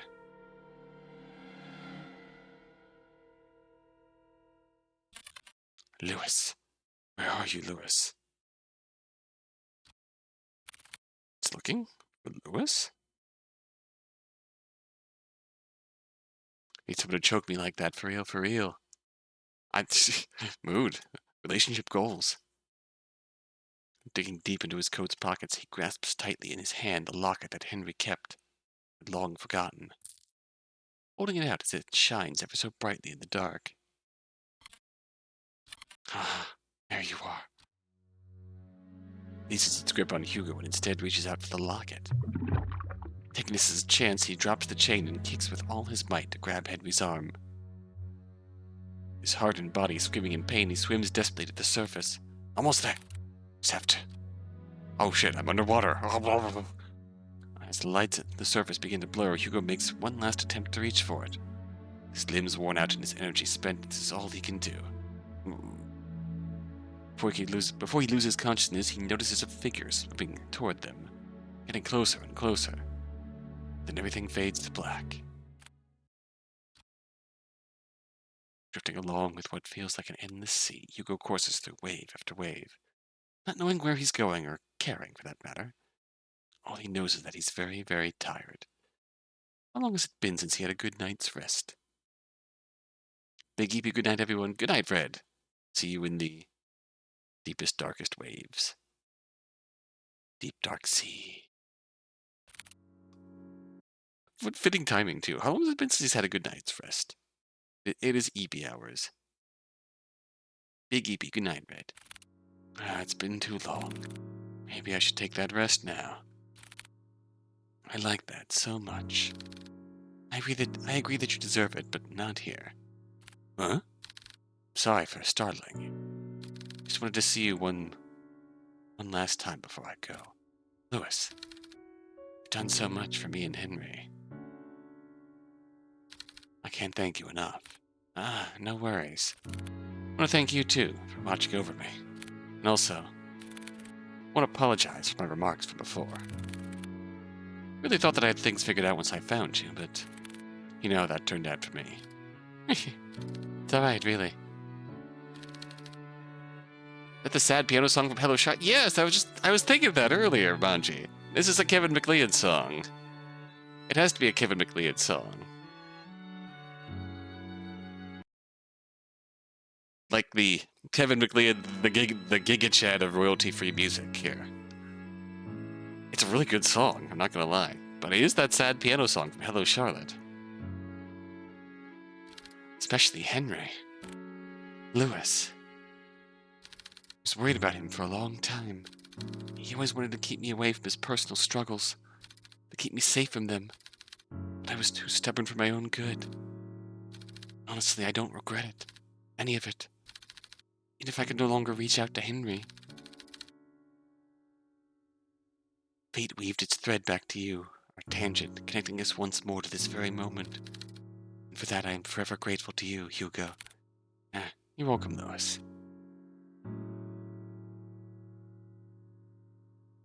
From a far-off distance, Hugo hears a voice crying out to him, beckoning for him to return. Oh, they're waiting for you. Guess they really are, huh? Take care always, Hugo. You too, Lewis. Alright, Lake. His eyes closed and his senses still returning, he feels the constant tugs and licks of a certain bloodhound. Whining as he tries to wake up his partner. Hugo! He also hears another familiar voice, too annoyingly close for comfort. Eyes shot wide open. He jerks up. Confused, Hugo looks around before he coughs up the remaining water in his lungs. Are you alright? Noah starts to pat his back while Colby continues to whine over Hugo. Oh, what happened? Where's Mr. Mortimer? He's safe. So's Nina. They're both okay. Police and the ambulance should be arriving soon. Oh, thank goodness. Isn't there more you have to say to me, instead of thank goodness? I swear you don't listen to a damn word I say. Sorry. Exhausted, he lets out a sigh. He then continues to pat Hugo's back aggressively when someone approaches them. Nina? Detective Laurent? Oh, Nina. Someone I want you to meet. Oh? Proper old? Yeah, there he is. Here's our grandpa. Behind her stands an elderly man. Frail in stature, he timidly looks to the side pensively as he ponders to himself. Though his youth has long faded, his eyes are what catches Hugo's attention. They're no longer a piercing and vicious green. Only eyes just like Nina's, so the green was a very obvious sort of possession by that malevolent entity. Hello, Mr. Mortimer. Detective. I never got the chance to say goodbye to him. I always thought about it every day. What if Lewis lived on this world? What if he stayed a little while longer with me? It's because of that constant mindset I dragged everyone down. I kept hurting not only me, but Nina especially. I was the one who kept hurting her. One to blame for all of this. And you, someone that I've never met, still went out to your way to save me. Not knowing my burdens or my faults. Thank you. He reaches out to Henry and smiles brightly at him. It's my pleasure, sir. Oh, bonk. Before he lets go, Henry tugs at Hugo's hands one last time. I hope that someday you, too, will overcome it. Uh-huh.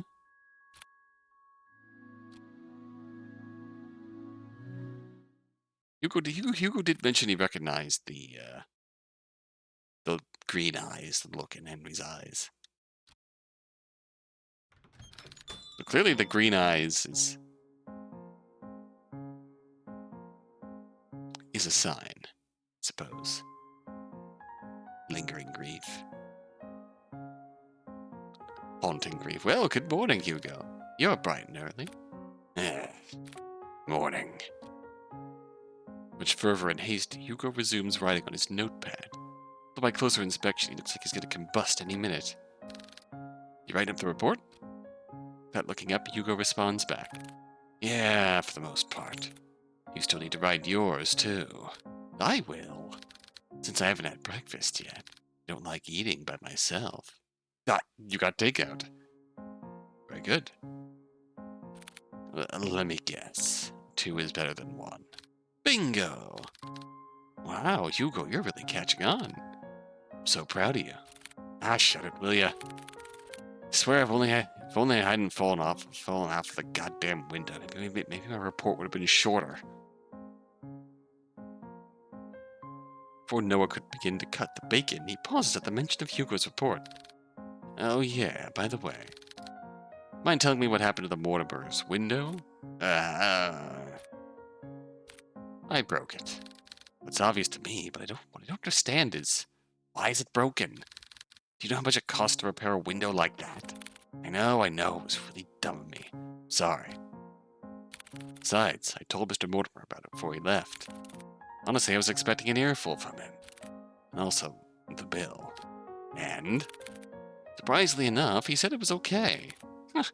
Lucky us, right? So what, you just called it a day after all that?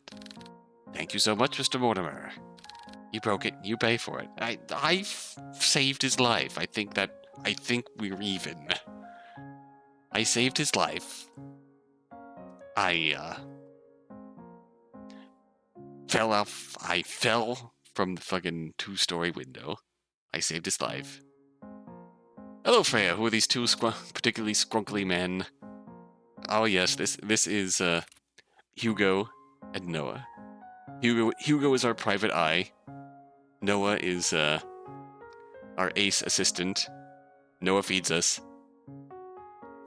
Of course I'll pay for it. Each time I kept insisting, he just shrugged it off. We're actually right at the end here. He said that we already went through a lot for them, so this was nothing in comparison. You know what? He's right. After all that we went through, we deserve at least a nap. Before he could walk away, he stops and sees a familiar person walking toward the storefront, carrying something with her. Nina's here. Good morning, you two. He's barely a foot through the door. A certain bloodhound stirs up from his resting spot and makes his way toward Nina, tail uncontrollably waggling. Ah. Good morning. Good morning to you too, Colby. You're just in time for a happy end, you'd say. Yes. Doggo. Colby's a good boy. He's a good boy. Just in time for a happy ending. Yes, happy ending. Resolution. Oh, you did miss the sexy old man, though. In his younger form and his older form. Nina scratches behind one of Colby's ears, making his right foot unconsciously move on its own. Tap, tap, tap, tap, tap, tap, tap, tap. Scratching an invisible but desirable spot for him. Good morning, Miss Nina. Good morning. What brings you here this time around? Is everything alright with your grandfather? Yeah, he's doing pretty well, actually. Pounds the desk like that. Don't worry. There's a few other endings we can get to this game, I believe. We might see Old Man again. We talked so much last night, I hardly slept at all. But honestly, it's been a while since I last spoke to him so freely like that. I hardly feel tired at all. Well, that's wonderful to hear. But there's something else I wanted to ask the both of you for. To put it bluntly, I need your help. If you two aren't so busy, I'd like some company eating these. Oh? Inside a clear plastic bag are a stack of 2 boxes placed on top of one another. She opens the box on top and reveals a colorful array of neatly decorated donuts, all lined perfectly. No cramped or squished spaces. Work of art in Hugo's eyes. Oh, wow, so pretty. Yeah, donuts! They look so... Hugo was activated. Delicious! I'm more than happy to eat these with you, Nina. He goes again with his donuts. But yes, please, join us, Miss Nina. We were about to have our breakfast, too. Weren't we, Kuya? Always so braced in front of others. You do make it especially easy for me. Ugh. You both have such great chemistry with each other. On second thought, I'm way too tired for this. I'm gonna have to apologize in advance for this, Nina. Truthfully, I've been running on last night's coffee and I'm about to pass out any minute now. No worries. Honestly, I think a little break time sounds like what we all need right now. Thanks. Ooh. Hugo puts down his pen and proceeds to head for the couch. Colby follows after him. Would you like to join us, Miss Nina? I would love to. I guess we save these for later. What? Are we having group nap time? Yes, please do. Now come on, it's nap time. Noah sighs heavily before setting down the food on his desk. We're having group nap time, alright. Hell yeah. He then gestures Nina toward the sofa, in which she happily takes his offer and joins them. Oh, cute. Oh, I'm getting old. I mean, you are old. Shut it. He's 30. This is really nice. Oh, good boy, Colby. Come here. Nina quietly coos at him and begins to scratch the back of Colby's ears once more. Oh. Hugo leans a little closer to Noah, his voice above a whisper, but close enough for Noah to only hear him. Group nap. That is cute, though. You know, I'm glad you came along yesterday. Oh? What's this? Are you getting chummy with me now? Call it chummy whatever, but, really mean it. If you hadn't saved us back there. 30's ancient in anime years. Yeah, yes. True. If you hadn't saved us back there. Look, I told you before. I'll be there whenever you get yourself into reckless shit. Besides, did you say this was nap time? Get some rest. You deserve it. You too. Calming silence fills the room as they bask under the morning glow. No big parties or celebrations. Just each other's company and sharing this small reward. Small and warm comfort. Good end. Case closed. Saved Henry. Yeah. So obviously what we need to do here is Reject the case. Hugo casts his face downward to stare directly at the ground in front of him, unable to look at Nina. Burden, the solitude, the madness. Hugo knows it all too well, intimately. So happy nothing bad happened to them ever. Yes, indeed, they're just all good things here. Hugo knows all of it too intimately. He suffers the same conflicts that weigh heavily on her mind. Yet in spite of this, it's too much for him. Like walking along a tightrope with the ground void and unclear, vast and empty and dark. So very, very dark. No, I can still do it. We can still do this. Before he could respond, a distant voice so charming, so terribly commanding, binds him at the spot. It's already too late for them, you know. Huh? No, not here. Dull, but yet distinct pulsating sound, so rhythmic in its tune, starts its maddening melody. On top of its crown, down to the base of his skull, he feels it, all present and daunting. Just let go. Let me help you. No, I can do it. If you would just let me. Snake-like hands wrap around his head so closely, squeezing ever so tightly that he can't help but try to shut his eyes from the pain. Such a kind person you are, Hugo. Hugo tries to ground himself. He tries to remind himself to breathe.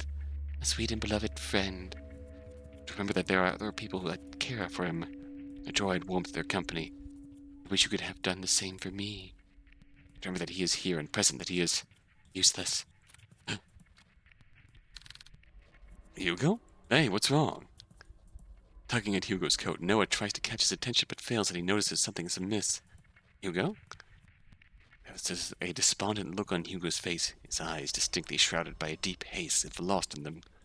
He won't budge. No matter how many times Noah tries to tug or shake him, he still will not respond. Hugo, he can hear everything. Paralysis he can't wake from, his body sits there, motionless and detached from everything. Desperate and concerned, Noah turns to Nina and ushers in a sincere apology. I'm sorry, Miss Nina, but I don't think we can help you at the moment. You'll just come back a bit later than we can. No, it's fine. They won't be in next time. Hugo winces at her cold and blood remark. Wait, Miss Mortimer, please. Nina stands up abruptly from her seat. She wipes away the tears quickly from her face, reddened face with her sleeves for coat, and looks down.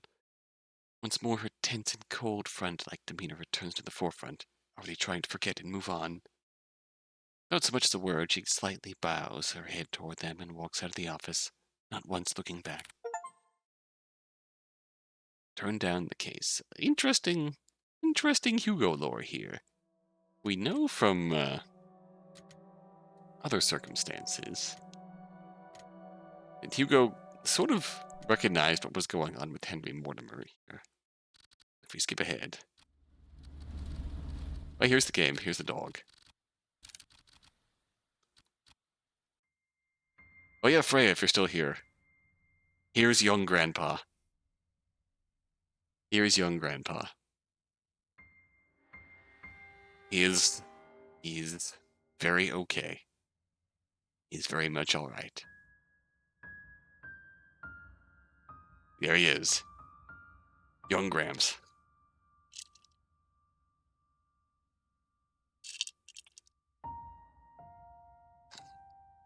He's bringing sexy back. He is so burdened by his lost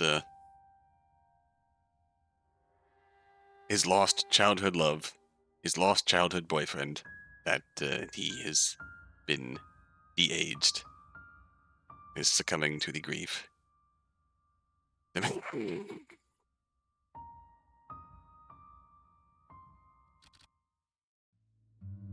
Here's a sketch of him. Men will try anything except therapy. Yeah, right?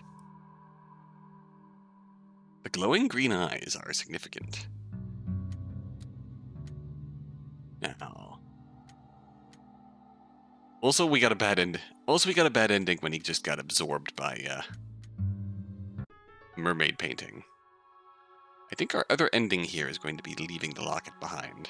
I think it's best to put it back for now. Who hears a distant and faint cry call out to him, pleading him to take the locket with him? Lewis? Ooh. Now, if we realistically, we're going to move on here.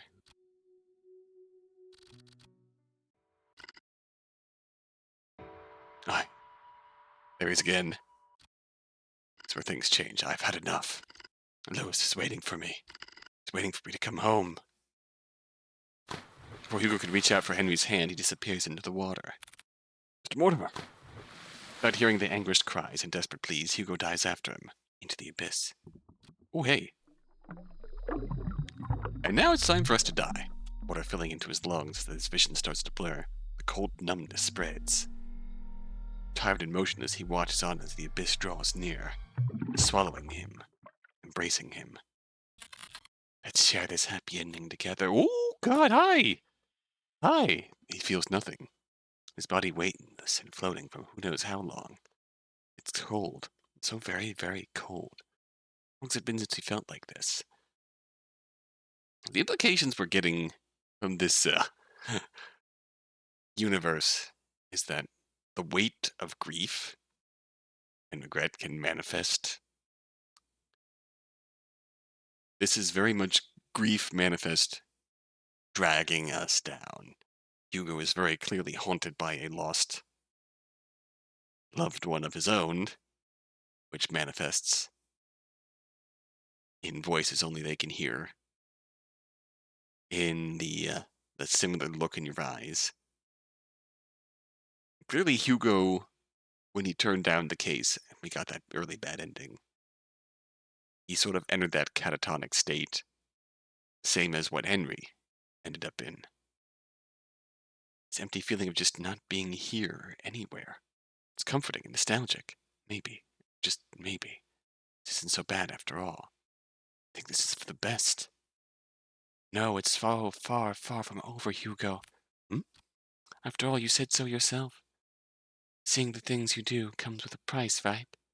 Oh, what a hefty price has been paid for your stupid little blunder. So get up, Hugo. We are far from having a happy ending. Eh? Hugo! His eyes shot right open, his vision disoriented in a blur. He tries to focus on Noah's voice. A violent tide bursts within him as he coughs out the remaining water in his lungs. You can feel Noah's hands rub against his back, anchoring him and checking to see if he's all right. Deep down, there's something far more concerning to worry about at this moment. Where's Mr. Mortimer? Sorry, Hugo. I tried going back in the water after I fetched you, but the paramedic stopped me. He told me it was too cold and dangerous to head back in. No, it can't be. I'm so sorry, Hugo. No, please. God, no. Couldn't hear the rest of it. His body trembles as his hands clasp tightly together in a fervent prayer, wishing for a miracle to happen before them, to have Mr. Mortimer return to them, finally safe from harm. For this silent wish, small and glaringly impossible wish, no one would answer. There was no kindness in this sunrise. The gut-wrenching wails of a woman by the shore, pleading to any god who could save her grandfather. No matter how many would try to search through the water, they wouldn't be able to find him. There was no one left to save anymore. Just a washed-up, forgotten tale of a man and his mermaid. As Hugo tries to stifle his cry and soothe the lump that lodged deeply in his throat, he hears it. A laugh. A cruel and heartless laugh echoes from across the lake, mocking him, cursing him. A harrowing and merciless victory for this curse. A curse. It was a curse after all. A mermaid's tale. We left the locket. We have to show Freya sexy grandpa.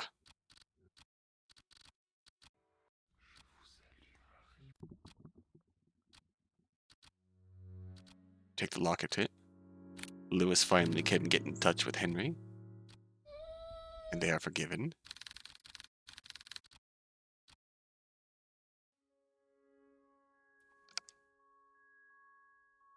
Old man. Look at him. Still hot.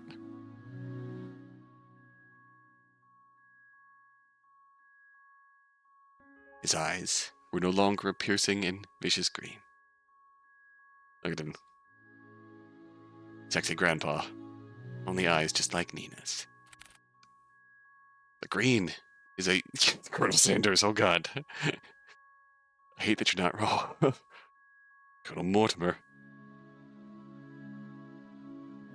God, I also mischance in the mischance and the bad ending for someone to splice in the H-bomber guy. Mortimer, no! Detective. Look in his eyes. Very curious, silly KFC dating game stream when. That sounds like something I could actually do in April on April Fools. Actually, that sounds like that'd be a good idea to do on April Fools.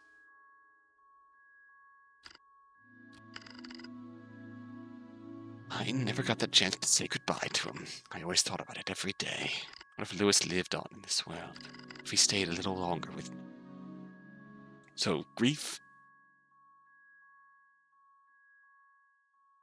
The weight of grief burdens, manifests as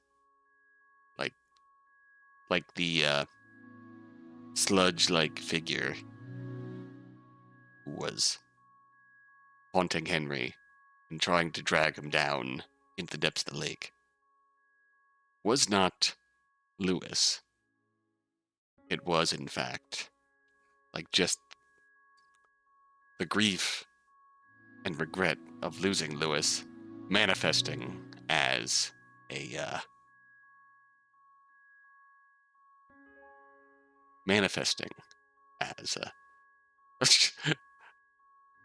you say that, Rev, and I'll probably forget. Although I'm probably after this stream going to go and put it on my Twitch schedule. Just because.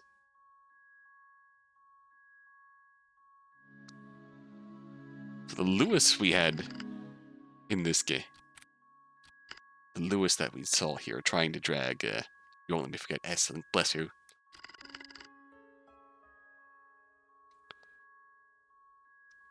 The sort of demonic, evil, throw it in your backlog. Thank you. So I think we can skip through here. Breakfast. And one more good shot of them.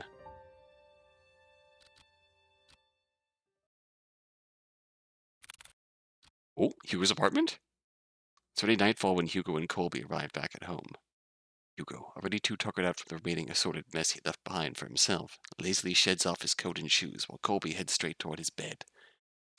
Making his way through unloaded boxes and cramped spaces one by one, Hugo strips down his outside clothes and switches to a regular shirt and sweatpants he found lying around. He plops down on the couch with his head laid back and eyes closed as he lets out a heavy sigh, releasing all the tension left in his body. And the day done gone, right, Colby? Beside him he hears faintly the rhythmic, delayed breaths of his large companion, who is already falling deeper into sleep. Huh. Wish I could sleep as quickly like you, buddy. He gently pats Colby's head. Good night, Colby. Thanks for today. Oh. Sleepy, sleepy. He'd be on the couch like a good, proper gruntled detective.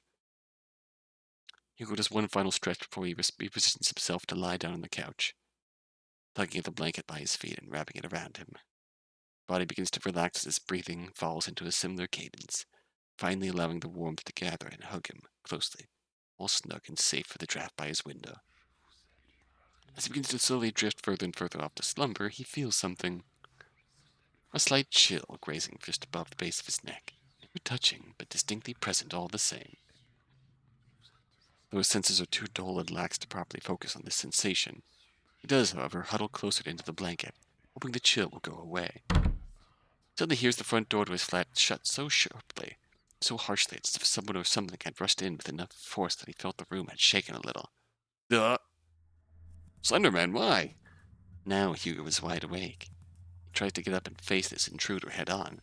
Stops to realize one terrifying thing. He can't move at all. Warmth and comfort from the blanket he felt moments ago ceases to be. Damn sleep paralysis.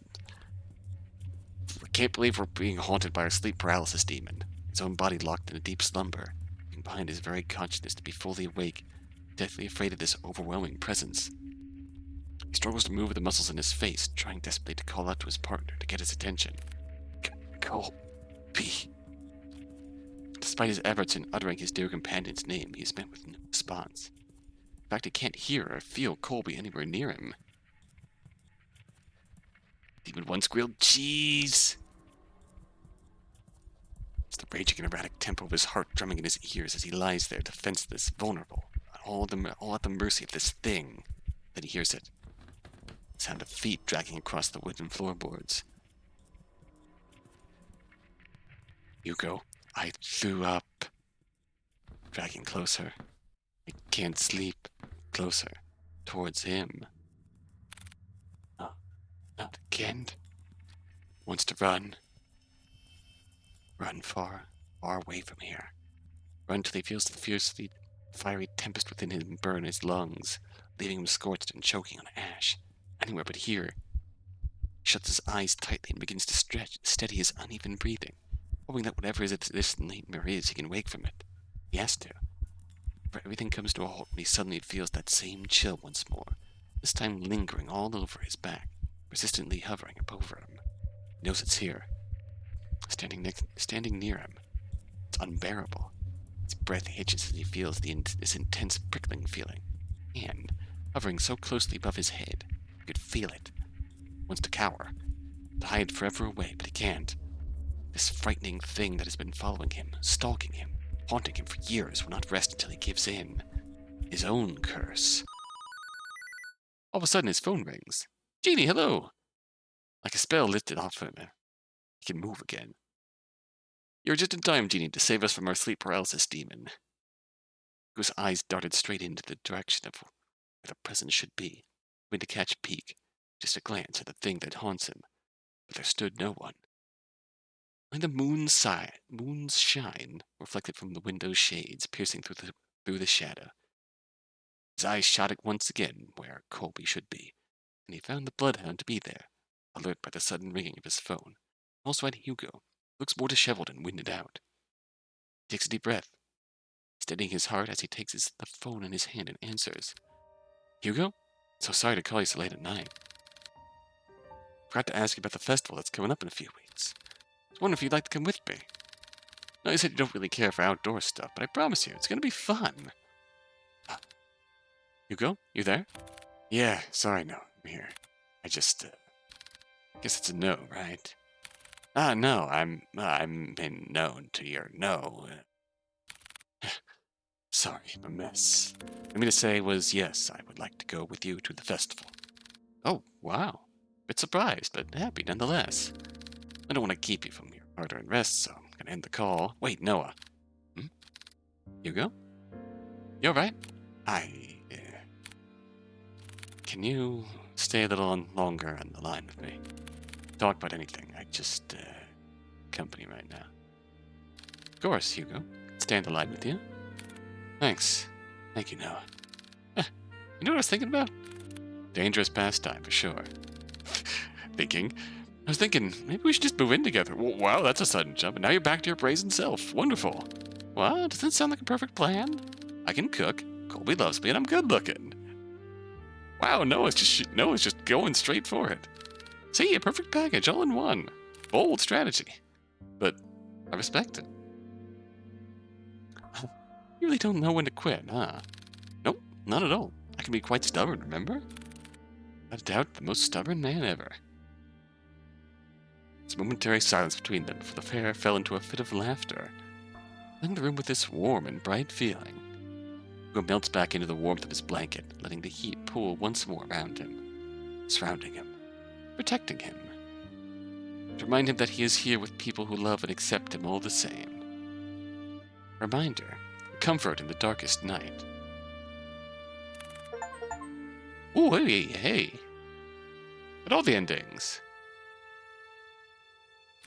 To be continued. Thank you for playing. Oh, break room? What's in the break room? Oh. Very good. At all the endings, left the logget, saved Henry. Hey, true ending, received a call. And Colby. Doggo. Gallery.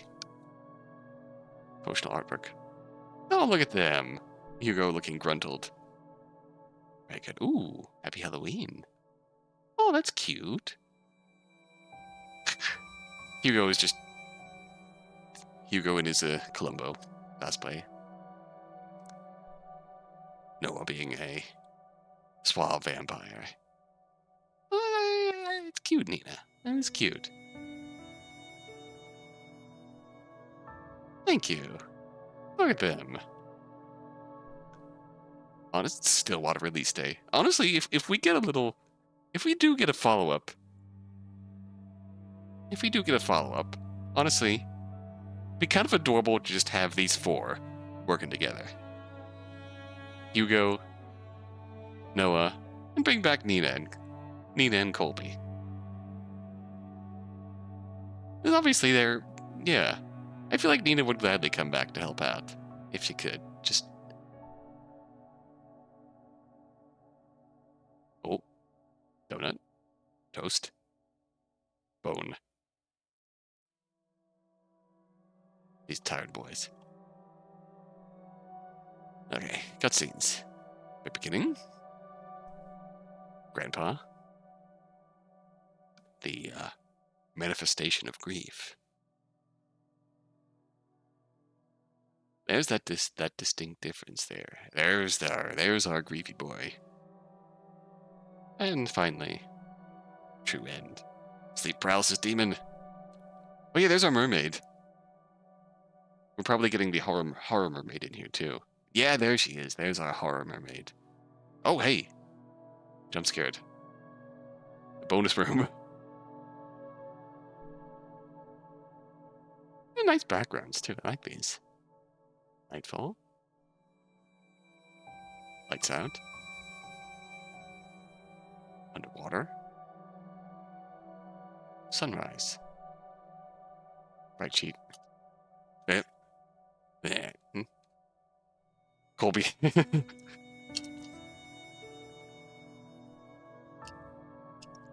I like how he has two distinct flavors of happy. There's happy and Colby happy. My face when I see cute doggo. Yeah, look at the boy. Look at the boy. Yeah, there's our suave boy. Startled. Faded serious. Service smile. Customer service boy. Did Noah work retail in his younger days? Most likely. Poor Nina. Just look at Nina. Poor girl. Poor girl went through it. It gets 2 smiles. Hopefully more to come. There's the boy. Sleepy. Eepy Sneepy. Eepy Sneepy. Oh, hey. Concept. Chris, startled. Happy. Colby happy. Dog. Hey. Oh, I love how that's explicitly labeled. Explicitly labeled customer service. Defeated by Colby. Understandable. Neutral. Crying. Happy. Relieved. Concepts. Oh. Grandpa. Colby. Blep. Colby gets into a blep. Ooh. Hello, sleep paralysis demon. That is terrifying. That is a terrifying cutscene, alright. Holy shit. What is happening here?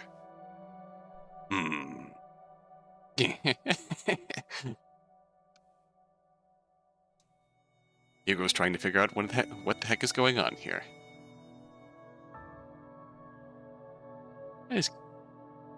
Oh. I was gonna say, right in the center here, Columbo core. But, then we get the right side of this here, and that's just a mood. You know what? That's also Columbo core. Oh, hello there, sir. Damien. What? Yowie, Grandpa? Yowie, Grandpa? That is classic anime Yowie, Grandpa. That's just, yeah. Dog. Look at him. So good. Stop praying for him. He's getting too powerful. Donut? And hat. I like that, Noah. We love dog. And, very dapper Noah.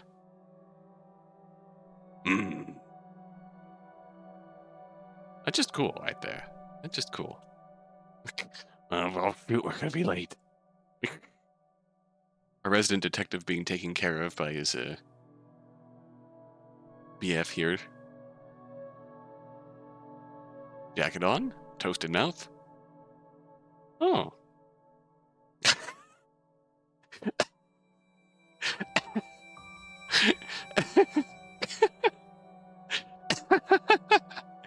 You're so right, Noah. It's so right. You're so right, Noah. I mean, I get that feeling. And yeah, you're right, and you should say it, Noah. Look at him. This is a cute. The what's going on below there, notwithstanding, that's a really cool, really pretty contrast here between the Henry we meet at the start of the game and what was likely. Oh, this is Louis. Yeah, that's Louis. That's the face on the locket on the right. That's the face on the. That's the face from the locket. So that's Louis, and that's the Henry we meet at the start of the game. That's a grandpa, and that's grandpa's boyfriend from way back in the day, who died in the lake. And meanwhile, Noah and his gruntled detective boyfriend. You love that. Thank you, Sasa. That is amazing. There they are. EP Sneepy time. EP Sneepy time. We love it. Already been through these, but these are still cute. That's still a really cute Halloween picture.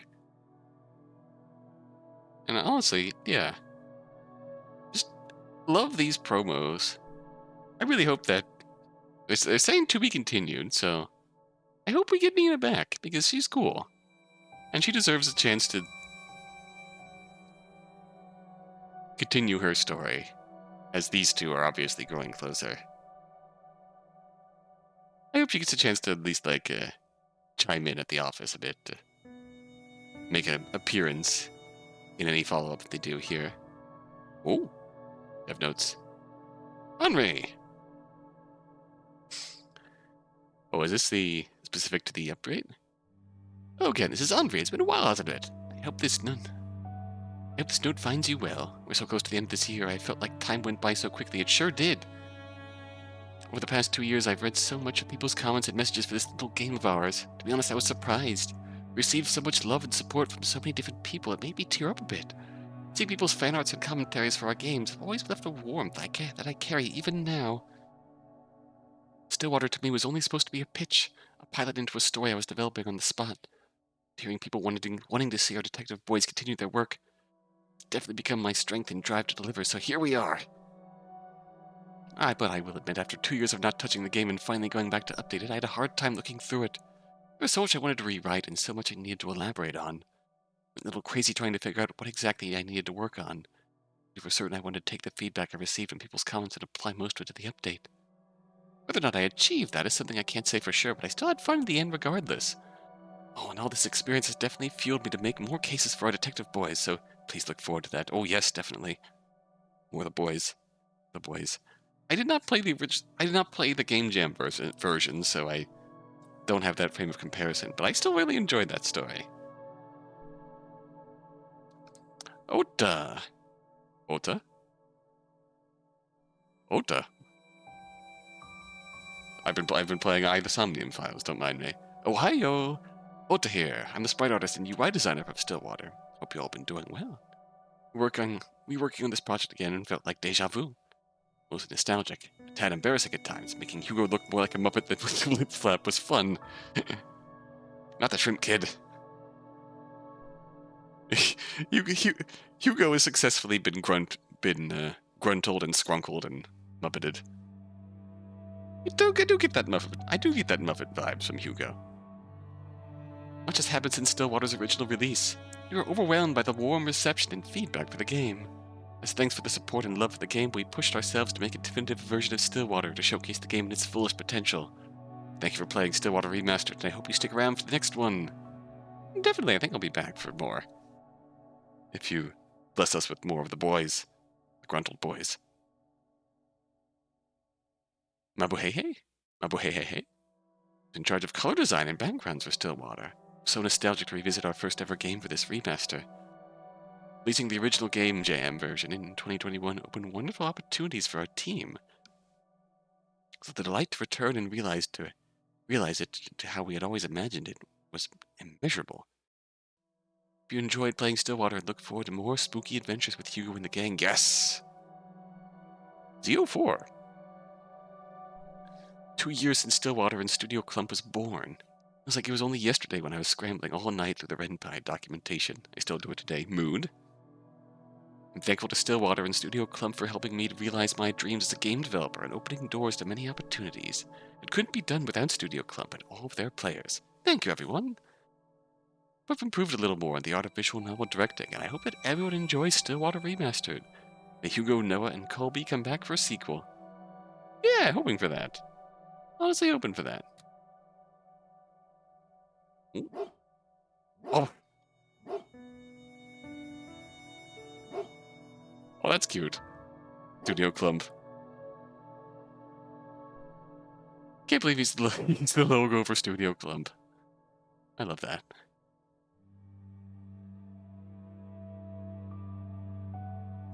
Henri, writer. Ota, UI, sprite artist, UI writer, or UI writer, UI designer. Bork, Sasa, BGCG artist, color designer. Really enjoyed that.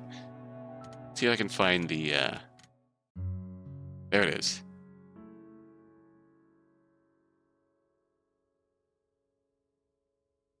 I'm gonna look up the,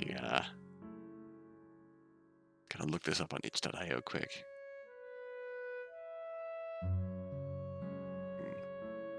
Oh no.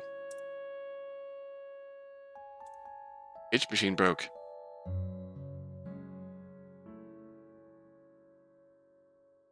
Why are you breaking Itch?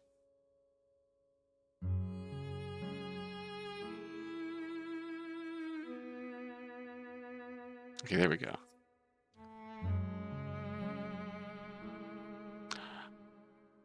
Oh, I just realized, Studio Clump also made, Someone Stole My Lunch. I've definitely played that.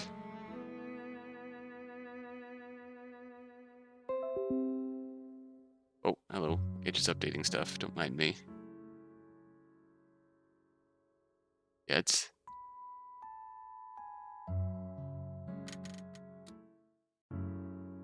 Yep. It's literally called Vacant Eyes, just like in Hello Charlotte. Yeah, I think that's just the, I have to look. Let's see if there's reference for that in the Kevin MacLeod sound front. That's gotta be a Kevin MacLeod song. Vacant Eyes.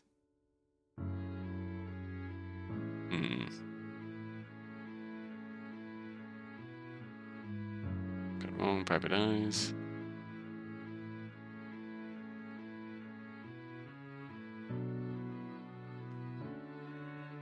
No, it is Hello Charlotte Vacant Eyes. Huh.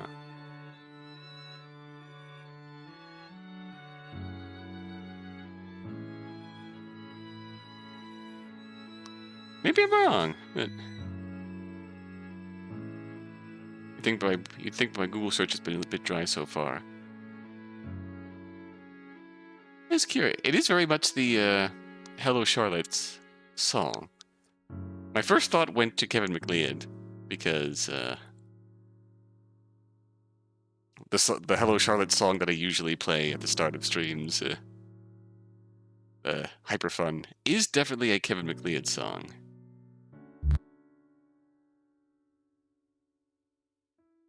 Is this a... But yeah, I can't find it directly by that name. Warehouse. Probably a different royalty. Yeah, probably, but... I also recognize this song, too. I think from, like, RPG Maker horror. This feels like a common RPG Maker horror sword. Advent of Swedish Fish, yes. God. I think my two favorite songs of that sound. My two favorite songs from the Hello Charlotte episode 3 soundtrack are Swedish Fish and I think it's called Wasp?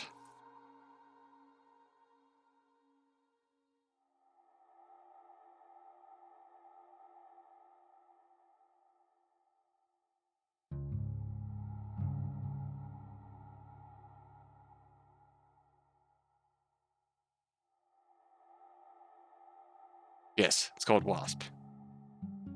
Those are my two favorite songs from that soundtrack. Very, very Hotoduna. Ah. Sometimes I think about how the soundtrack of our internet lives would be so extremely different if Kevin MacLeod didn't make music. Honestly. Just absolute freaking legend.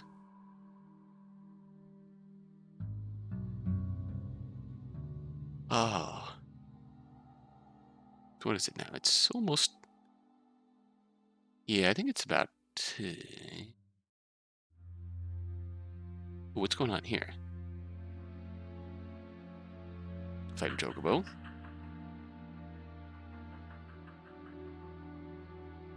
Let me see what is going on Twitch so we can raid out into.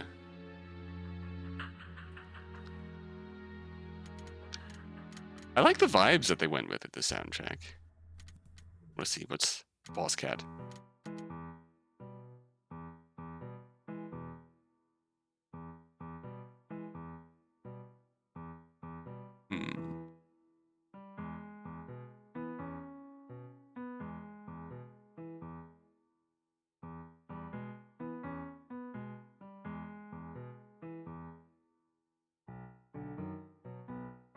Let me see here. Let's see, I think for that note, I think I'm going to sign out for tonight. Who's Joshua? This is another one that's familiar.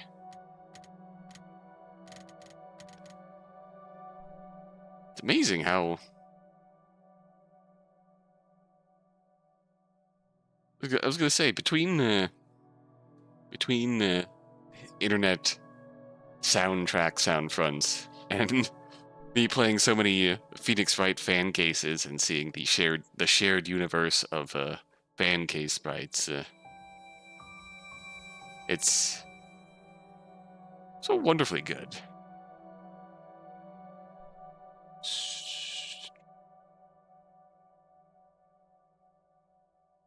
What are we thinking here? What is Path of Exile?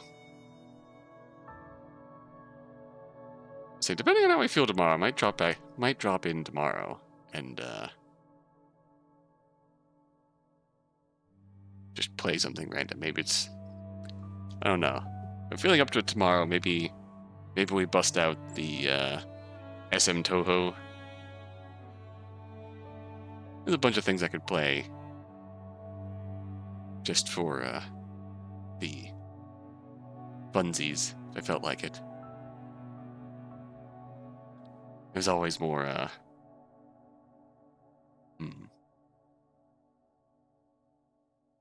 We'll see what the vibes are tomorrow. 1v1 you and Yu-Gi-Oh! Oh gosh.